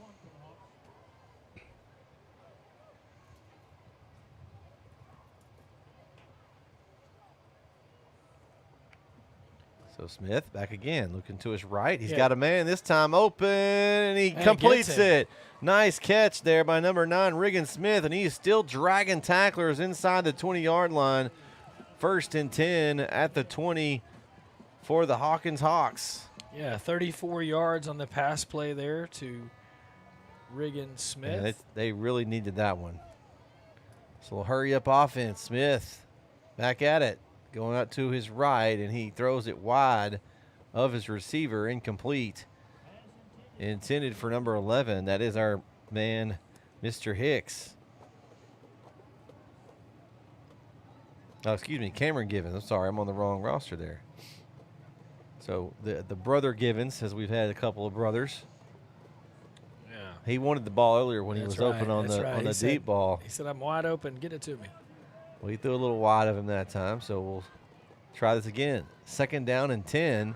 Handoff up the middle, and that's going to be ran by Tanner, and he is taken down, and I don't know if they were nice. They were nice and gave him no gain. Okay. I'm not even sure he got back to the line of scrimmage. I didn't think he did. That's why I was interested to see where they marked it, but they will give him back to the original line of scrimmage, like you said, the 20. So 3rd down and 10, and here comes the train. You can hear it. It's close. Center's up 29-15 on Brownsboro. That was late in the 2nd quarter. Smith's got a man open. He drops it.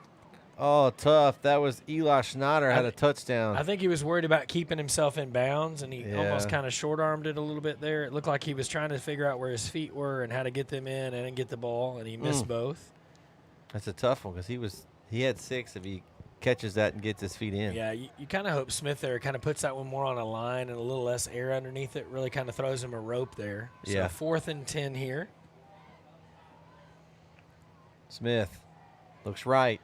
He's got pressure, steps in the pocket, runs into his own lineman, throws it back corner, incomplete. Caught, but out of bounds. Oh, and that's going to be a turnover on downs again and a big stop by Beckville's defense. So bend did not break right there.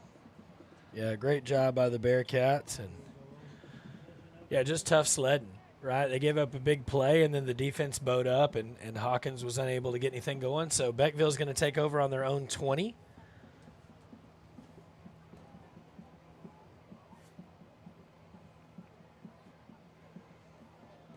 See if I've got some scores here. We'll look for some. Elysian Fields up over Ore City, 31-0.5. That's also in this district. As Prince gets the ball up the middle, and I don't think he got to the line of scrimmage. If they did, they gave him I think they're going to mark him with a 1-yard loss back to the 19. I think you're right. Let's see. The one I have is Union Grove 3, Harleton nothing in the third quarter. If that's accurate, that's the last score I've seen. I've got Union Grove 10, Harleton 0 Okay, with so there you go. 8:30 left in the game. Okay, good. So yours is more updated than mine. Just rub it in. It's fine. It's fine. I was doing my best. Hey, you just you were close there. I'm trying to see if there's anything that really sticks out, surprising scores out there right now. Nothing that really surprises me right now at this point for tonight's scores. And it looks like Beckville is going to take a timeout. So Beckville will take a timeout, so we'll take it with them. 1:27 left here in the third quarter, and they lead 36-7 right back here on NETSN. Brook Hill is more than a school. I am more than a teacher. We're more than a classroom. This is more than a performance. That is more than a scoreboard. At Brook Hill, you are more than a student. Brook Hill provides a Christ-centered education that more than prepares students for college. It prepares them for life. Brook Hill is a place to grow, a place to belong, a place to thrive. Are you ready for more?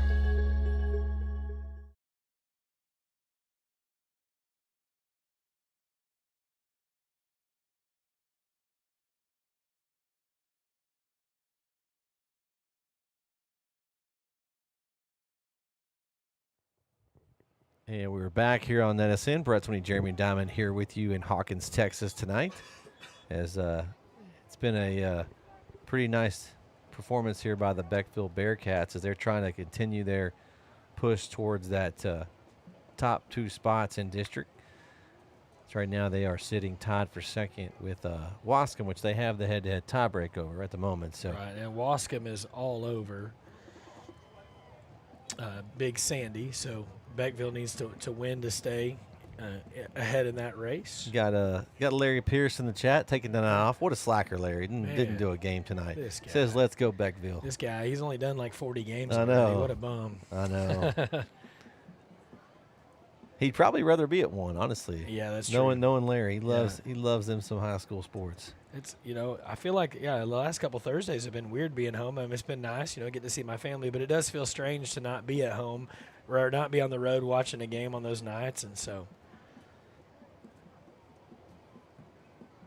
So we're getting ready to get back in play here. It's taking an awful long time to get set back up here. It looked like one of those glitches in the Matrix, where everybody's lined up and they're like, oh, wait, reset, and everybody kind of reshuffled. And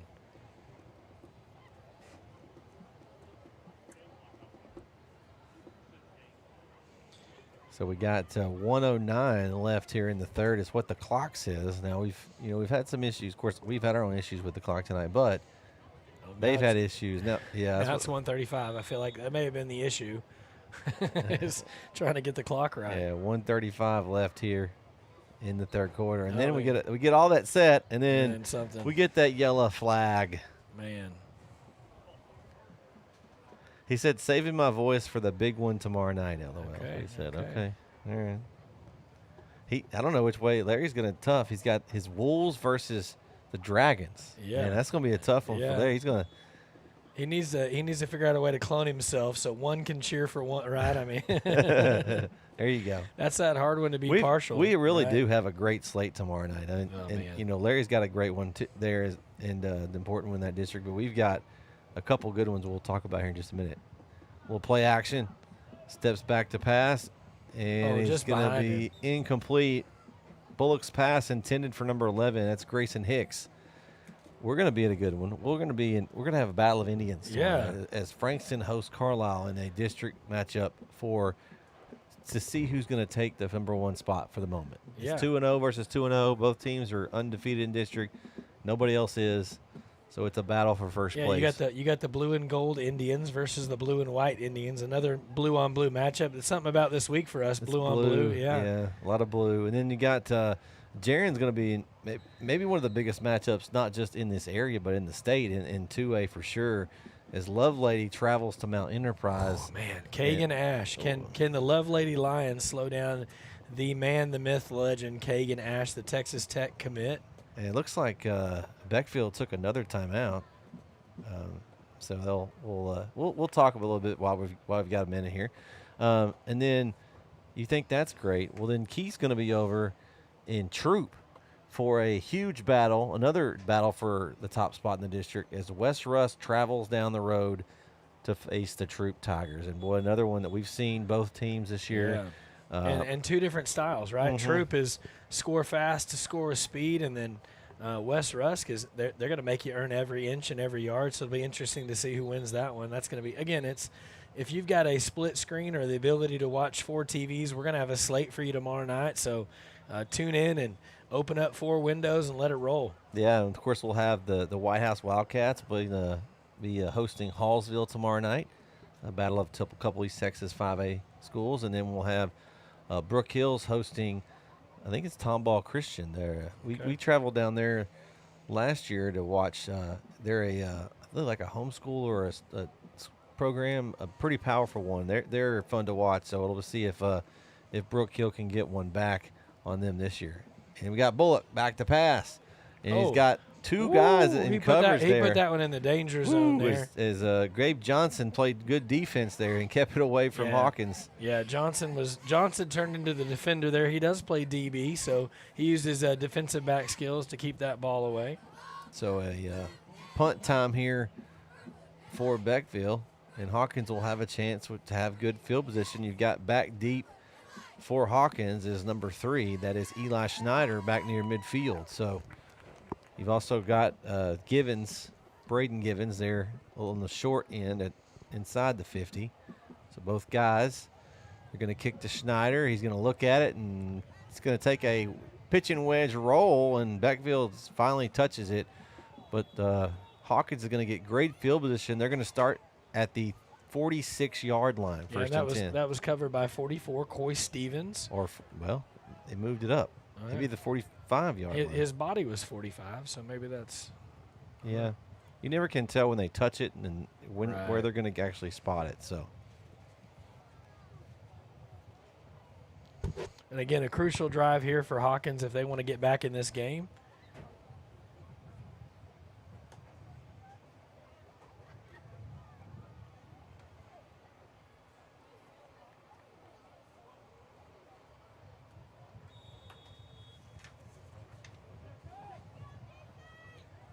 So here we go.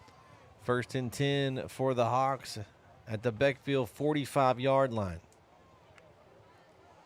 Back to pass. Smith is getting sucked up, and that's going to be a sack. 44, Coy Stevens. So not only does he cover punts, he also covers quarterbacks and puts them on the dirt. He's not real coy. No, he is not, but he said, I'll take some of that.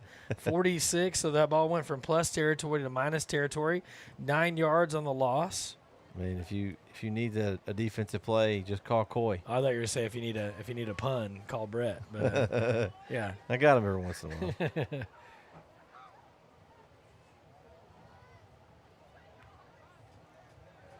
So back to pass. Smith looking deep.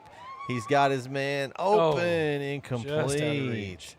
Intended for, that was number 9 on the outside. That was Riggin Smith, and he had a step on him. And that's another one of those plays neither team has really been able to hit that deep pass tonight.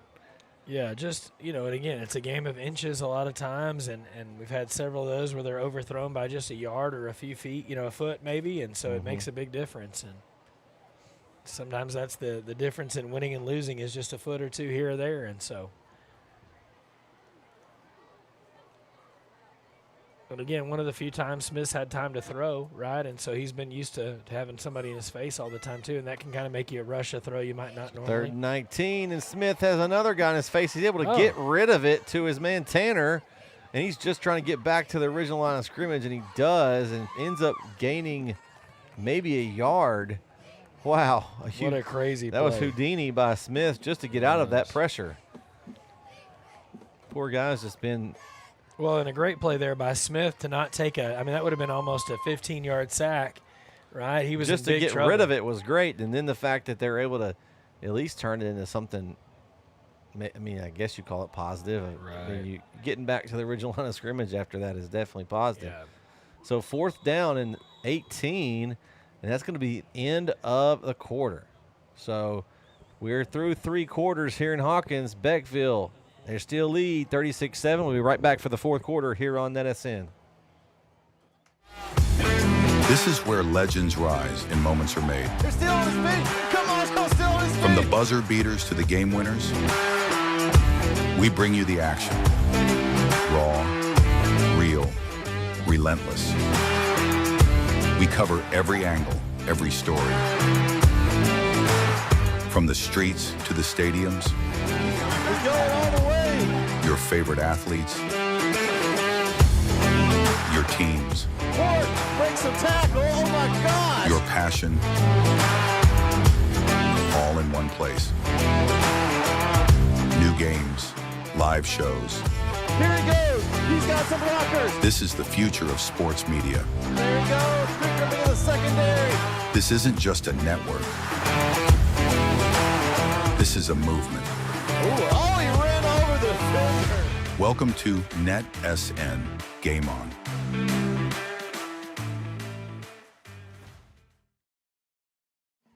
And we are back here on NETSN as the punt is away. Well, that almost got blocked. But it's going to end up being a great punt for Hawkins. And it's going to be inside the 25. Actually, they'll mark it right at the 25. And I feel like we're in the middle of the drumline section, Jeremy. Yeah, we've had the beat all night at our feet. Literally, it's been reverberating through the stands here into the press box. And it's not even attached. The press box is like off back away from the stands. That tells you how powerful that drum beat is. If you can feel it through and it's not even connected.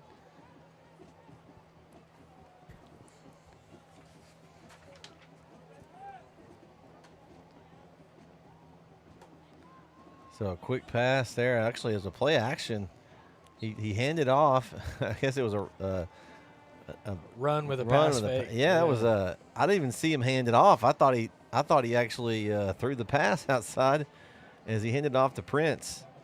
Shows how sneaky they were on that. Yeah, he kind of handed it off subtly underneath and then faked the throw and kind of held up a linebacker and gave Prince a little room there for 7 on the carry. It had me.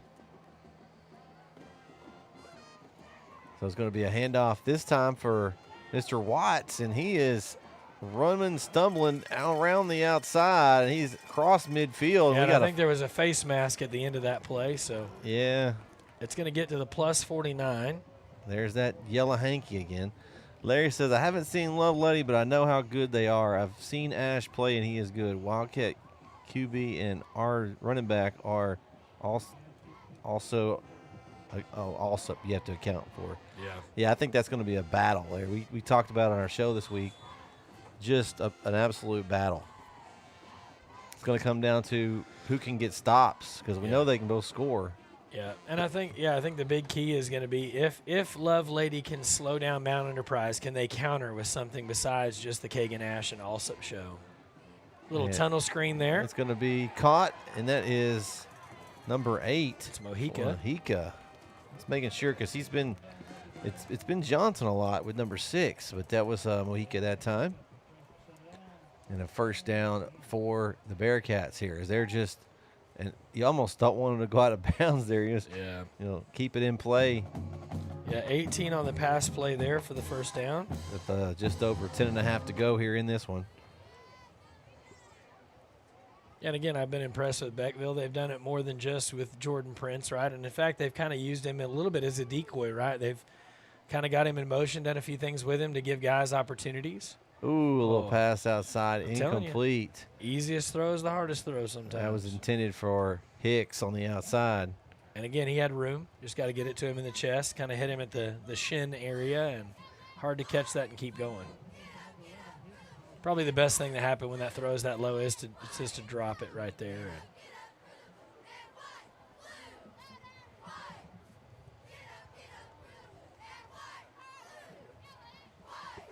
So second down and 10. And it's going to be a keep this time from Bullock.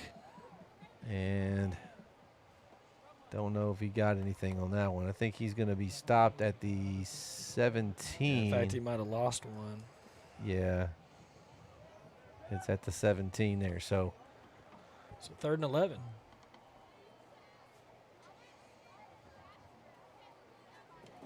It's hard to tell. They've been one of those crews that have spotted the ball kind of in the middle of the hash all night too. Yeah, it makes it tough. Like 17 in one quarter, like. Play action. Steps up. Wide. He's got a man. Oh. He is. Man, he could have camped over there in the end zone. Touchdown, Beckville. That was Mr. Watts wide open in the end zone. Yeah, 17 yards on the touchdown pass. Man, this is a cool story, Jeremy. Julie says, such a blessing to see Coy and Grayson play tonight. They were in a pretty bad wreck Sunday. No injuries, thankful. Oh, man. Wow. That is a blessing. That's scary, too, as a parent, I know, to have something like that happen. And wow, that's awesome to hear. Yeah, it is. That's one of those God was watching over them things there, because that's those wrecks you see all the time. Those things happen. And the kick is up and good. So with 9:33 left here in the game, Beckville extends their lead 43-7. We'll be right back here on NETSN. There's something spooky going on at Stillwater RV Resort. Tales of old coming back to haunt the guests and the locals alike. Stillwater and CDL Training Academy present the Haunted Bus Ride. Take a trip back to see the resort of old and witness the staff come to life to bring back souls that are so bold. If you dare try to ride, fright and fear will be by your side. For a mere $5, test your luck in hopes you don't get stuck. For 2 weekends only, come to Stillwater RV Resort if you dare.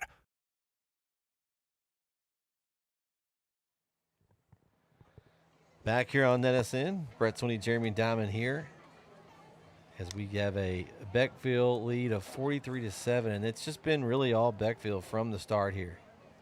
That might have been the only thing that's gone wrong was that kickoff out of bounds. You know that we were just watching the timeout there. Some of the cheerleaders were throwing footballs. So if something does happen to Beckville's quarterback, I saw 2 or 3 of these young ladies that can chuck a little tiny football. They threw one up on the top of the press box here, and so if they need somebody, they've got a backup out there. They have to put them in a uniform, but they got a good arm.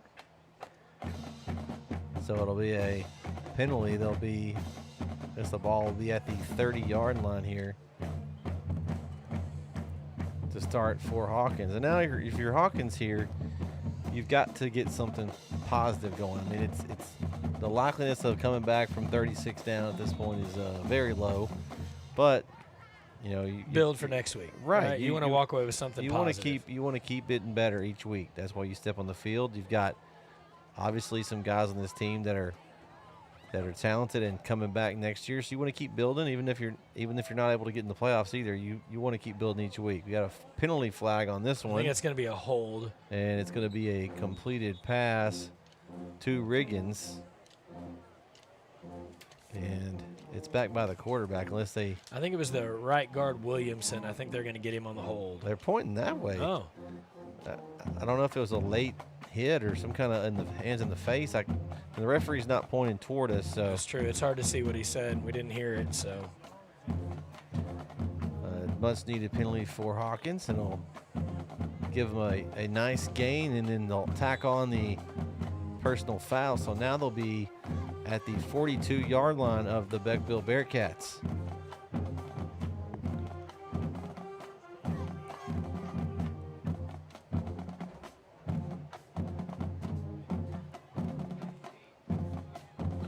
Send Givens in motion. They're going to fake the pitch to him, and then Smith's looking for something, but all he sees is white and blue jerseys in front of him, and they're going to take him down for a loss. So he's going to be dropped back at the 30. I'm going to say 30. 42. No, 38. 42. Oh, you're right. You're right. We're on this side. Yeah, you're right. The penalty killed us because it kicked us to the plus side. Yeah, 42, so no gain on that one.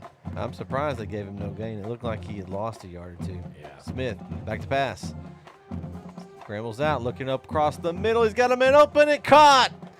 Touchdown, Hawkins. And that was Givens across the middle for the touchdown. He did the celebration. He knocked his buddy down. Oh, man. And good for Hawkins to get that touchdown. Yeah. And a 42-yard touchdown. And Smith stepped up in the pocket there and kind of looked like he was going to scramble. And I think a few guys kind of slowed down a second. And Givens didn't and got behind the safety there and made the catch. And they've had a couple times where that has been open. They haven't hit him. And they finally were able to get that pass and catch completed there. Little high snap. Good hold. Kick is up. And it is good. So we got 8:22 left here in the game. It's now 43-14. Beckville leads. Be right back here on NETSN.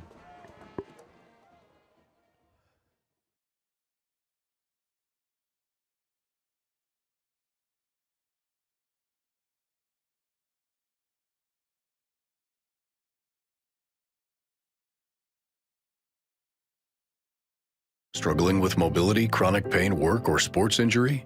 At Azalea Orthopedics, our team of highly trained physicians specialize in complete orthopedic care, pain management, sports medicine, physical medicine, and rehabilitation. If you've sustained a bone or joint injury, have mobility or movement problems, struggle with pain, contact Azalea Orthopedics. We're conveniently located across East Texas, serving 18 counties. When visiting your doctor, urgent care, or hospital, you have a choice. Demand Azalea. At Azalea Orthopedics, your health is our priority.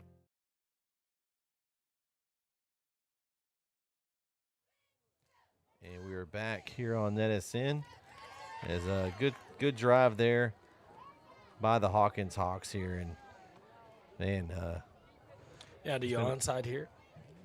I think you almost kind of, I don't know, it's that balance, right? Like maybe. I don't know. Looks like they've got the dual kicker thing going.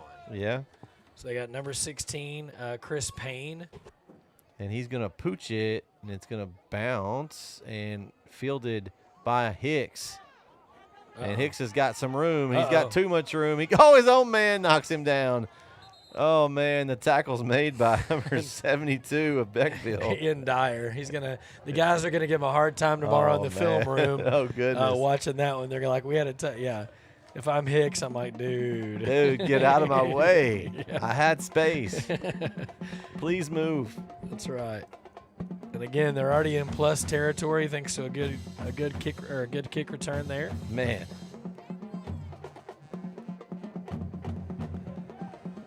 So Beckville continuing to work. We'll see how long we still see Prince out there. I mean, I know at this level you don't have a ton of guys to put in, but you'd like to get some of the guys some rest here and try to get into next week's without any injuries here. Thankfully, it's been a injury-free night tonight. It has. Yeah, just a couple times. I think it's just cramps. So. Hand off to Prince up the middle, and he's still rumbling, stumbling, and dragging tacklers with him. I'm trying to. Yeah, it was kind of a weird spot. He's laying past the 35, and they marked him at the 36. Yeah. So 10 on the carry.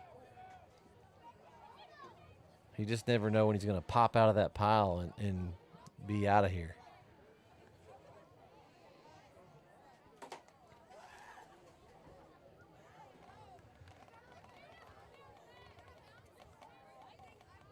Let's kind of look to next week. I kind of want to see where these teams are heading as we get this snap. As Bullock's going to hand off. It's Hicks around in. Got the block. Hicks has got room on the outside. He's going to score all the way in for the touchdown. 36-yard touchdown for Hicks. Man. Just got a great block on the outside. And there was no chance anyone was catching it. Again, with the speed of Prince and the speed of Hicks, I mean, and then you have Watts, who's no slouch, right? I mean, Watts threw the key block there on the outside. He locked his guy in and kept him locked in and didn't allow him to get a free there. So, man, what a run. I think that's going to put if it wasn't already, I think that puts the nail probably in the coffin there with 7.5 left. Yeah, I think that threw the dirt on top. And the kick is up and good. And a 50 burger. So with 7:35 left here in the game, Beckville extends their lead again. They now lead 50-14. Be right back here on NETSN. We have gone insane here at CDL Training Academy. Get your CDL fast for only $2,900. How can we do this? Because we're a crazy boys. Get down to Henderson now. Call or click today to get your CDL.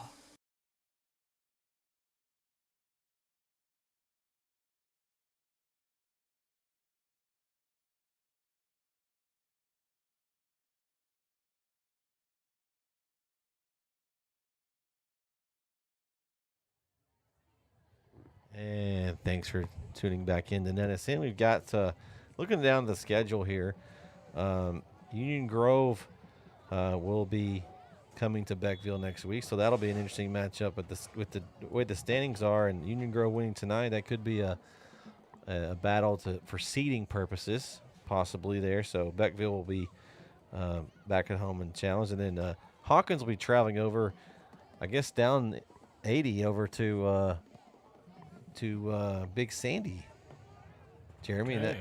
That'll be a big rivalry game there. Yeah. We got big return. And Givens is going. Oh, he's stop. The referee with the block. Yeah. Givens with the stiff arm. As Johnson's got him wrapped up inside the 20, away. And he's still going. And I think I saw a flag too I think it might. I was trying to tell if it was a flag or kids throwing stuff in the background. I saw what you saw. Something flew. And what a run back by Givens there.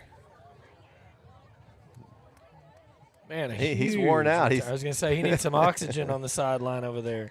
Get him some O2. Man. And looks like we got something pointing back towards Hawkins. So I think they did get a penalty, so it's going to back them up to the 35-yard line. So that's where they'll actually get the ball. I didn't see what they called. Obviously, we can't hear. And so I don't know what the actual call was, but it was against Hawkins, and it backs them up. But still, we'll put them in great field position here. Yeah, and again, it's been hard at times to hear tonight what the call is, and we can't see him looking at us, so it's hard to see as well. And so here we go. Hawkins with good field position here. And it's going to be an end around, and Givens, after running, he's like, man, guys, can you give me a play off? Yeah. So he comes around, and he looks just dead tired coming around that side. Just didn't have that same explosion. Yeah, I can't imagine why. I can't figure out why he'd be tired, you know. So ball's now at the 34-yard line, so a 1-yard gain on that play by Mr. Givens there.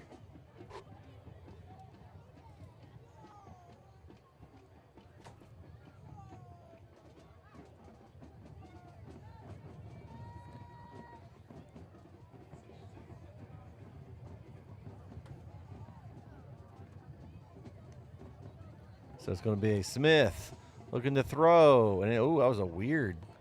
It's like I think he thought he wanted to go to Riggin Smith there deep, and then he kind of shorted it, and then. I don't know. It just didn't look right. Yeah, like he changed his mind mid-throw and then threw it over at Givens, and Givens is like, I'm tired. Stop throwing me the ball. Guys, give me a break here. So incomplete pass, and the ball is going to stay on the 34-yard line. Again, you got to get something out of this. You've got the best field position you've had all night, and the Wascom Big Sandy game has gone final. Wascom 61, Big Sandy 7. So big win for the Wascom Wildcats. Smith going to throw a pass to Riggins. Riggins is gang tackled on the sideline by a host of Bearcats just across the 30. So it's going to bring up 4th down now in about 4, I think. It's hard to tell on the angle. Not sure where they put it on the 28. Oh, so they gave him 6 on that Okay, okay. So 4th and 4.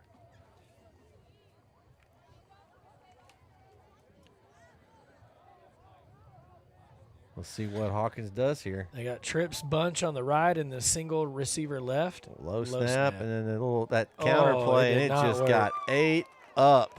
Great play by number 23 there for Beckville, Xavier Foster. Yeah, that's tough. I mean, they've run that counter draw so many times that you got to be careful. You can go to the well once or twice, but about the 3rd or 4th time you go to the well, often the well is dry, and it was there.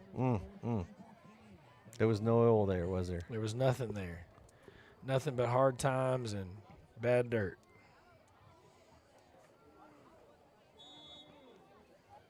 Yeah, it was a loss of 6 on it too, and you guys that have tuned in tonight, we appreciate you tuning in. And if you haven't subscribed to our channel yet, go ahead and do so. That allows you to chat and get notified when we go live and all those kind of things. And it's also how much does it cost? Jeremy? It's free. It is free. And if you like how we did tonight, make sure you give us a little like on this video as well. That helps us out. It's going to be an end around there for Mojica, and he's going to find a little room. He's going to get close to the first down. I think he's going to be just short. I think he got a gain of 9 there for Mojica. Ball's at the 43-yard line.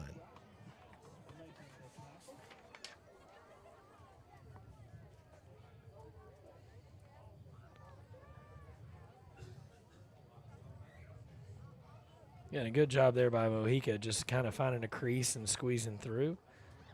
And now they are in the Four Corners offense. That's right. This is the full stall.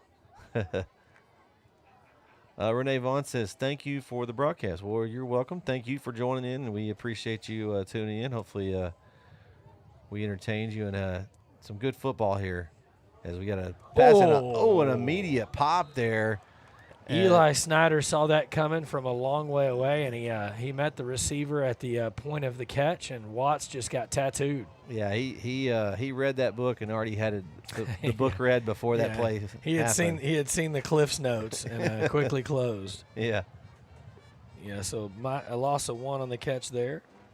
Man, what a pop!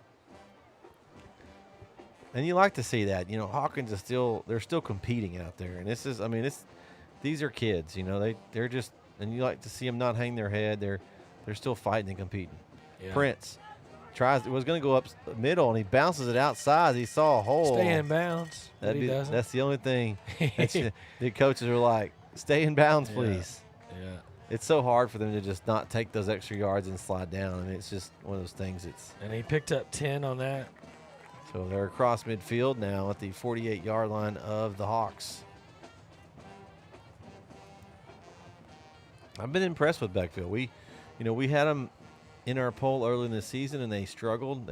Of course, we didn't know at the time how good Frankston was. Yeah. And they lost to Joaquin and Frankston, and 2 good teams. Yeah. Right? And looking back. Mm-hmm. We'll play action outside of Mojica. Mojica looking Stiff for us. arm. Try to get through tacklers, and he gets up to the 45-yard line.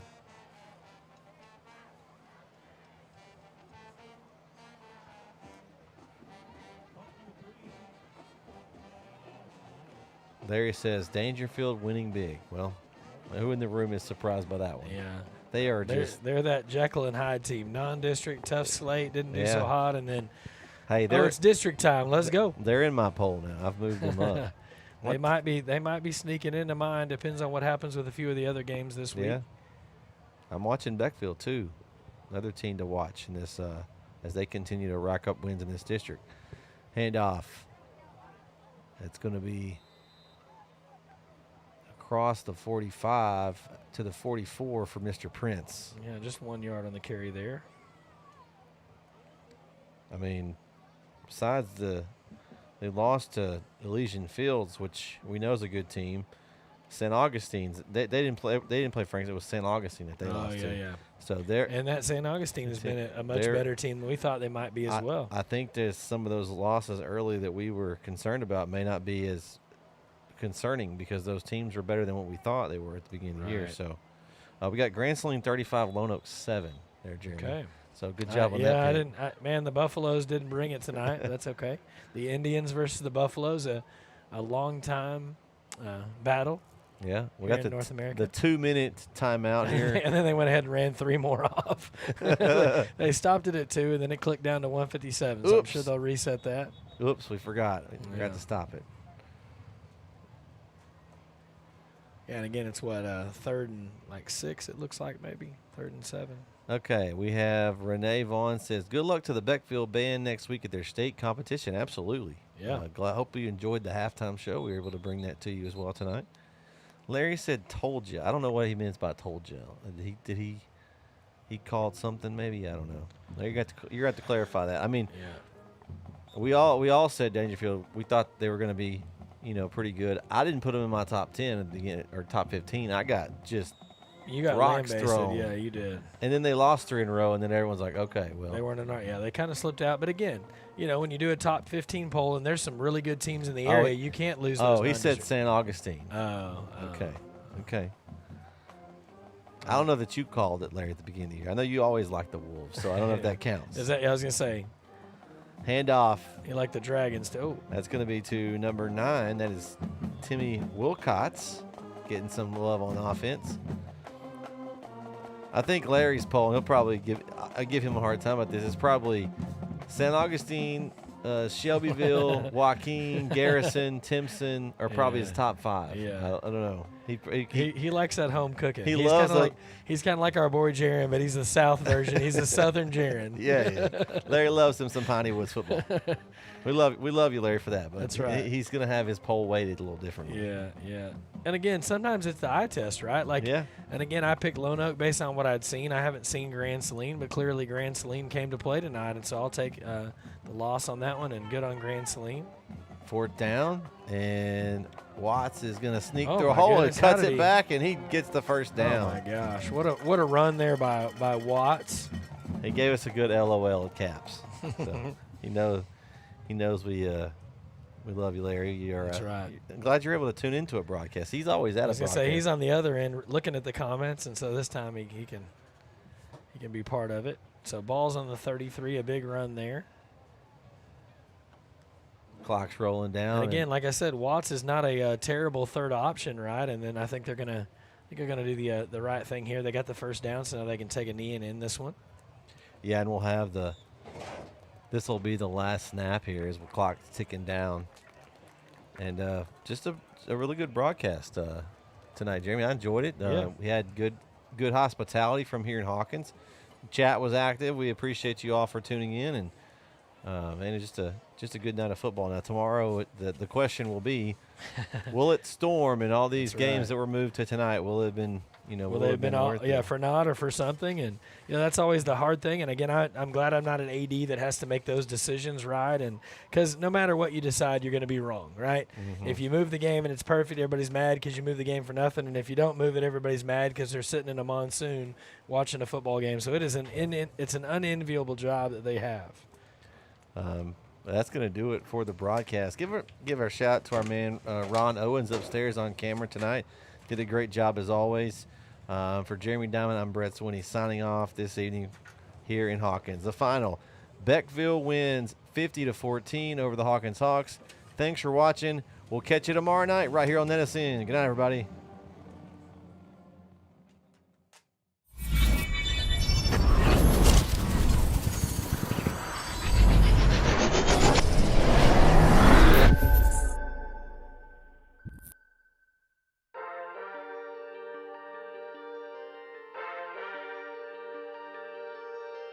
Williams fights through the yards, breaks some tackles. Williams still on his feet. Williams breaks another tackle. Here he goes. He's got some blockers. Sam Williams, he ain't going to catch him.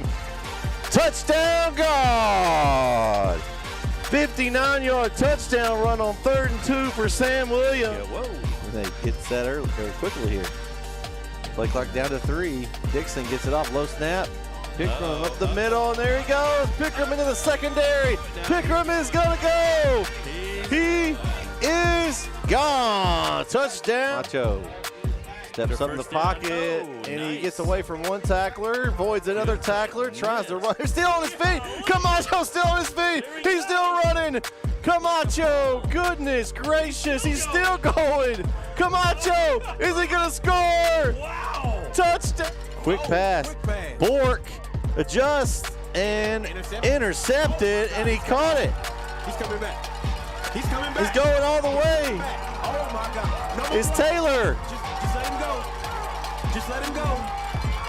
And a pick six. Kind of stalled him out here.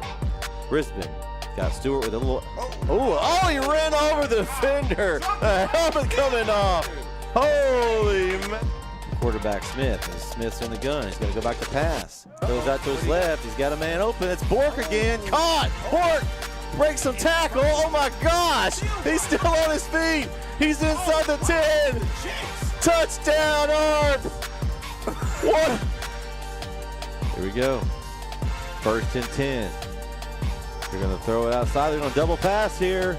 Going deep. That's Man Scott. What a catch by Man Scott. It's a one-handed grab. He's going to go almost all the way. Just tackle at the one. Highlight reel right there for Man Scott. Oh, my goodness, Jason. I don't think you'll see anything like that. Woo. That's not an East Texas highlight reel. That's Sports Center right there. Man, oh man. What a catch.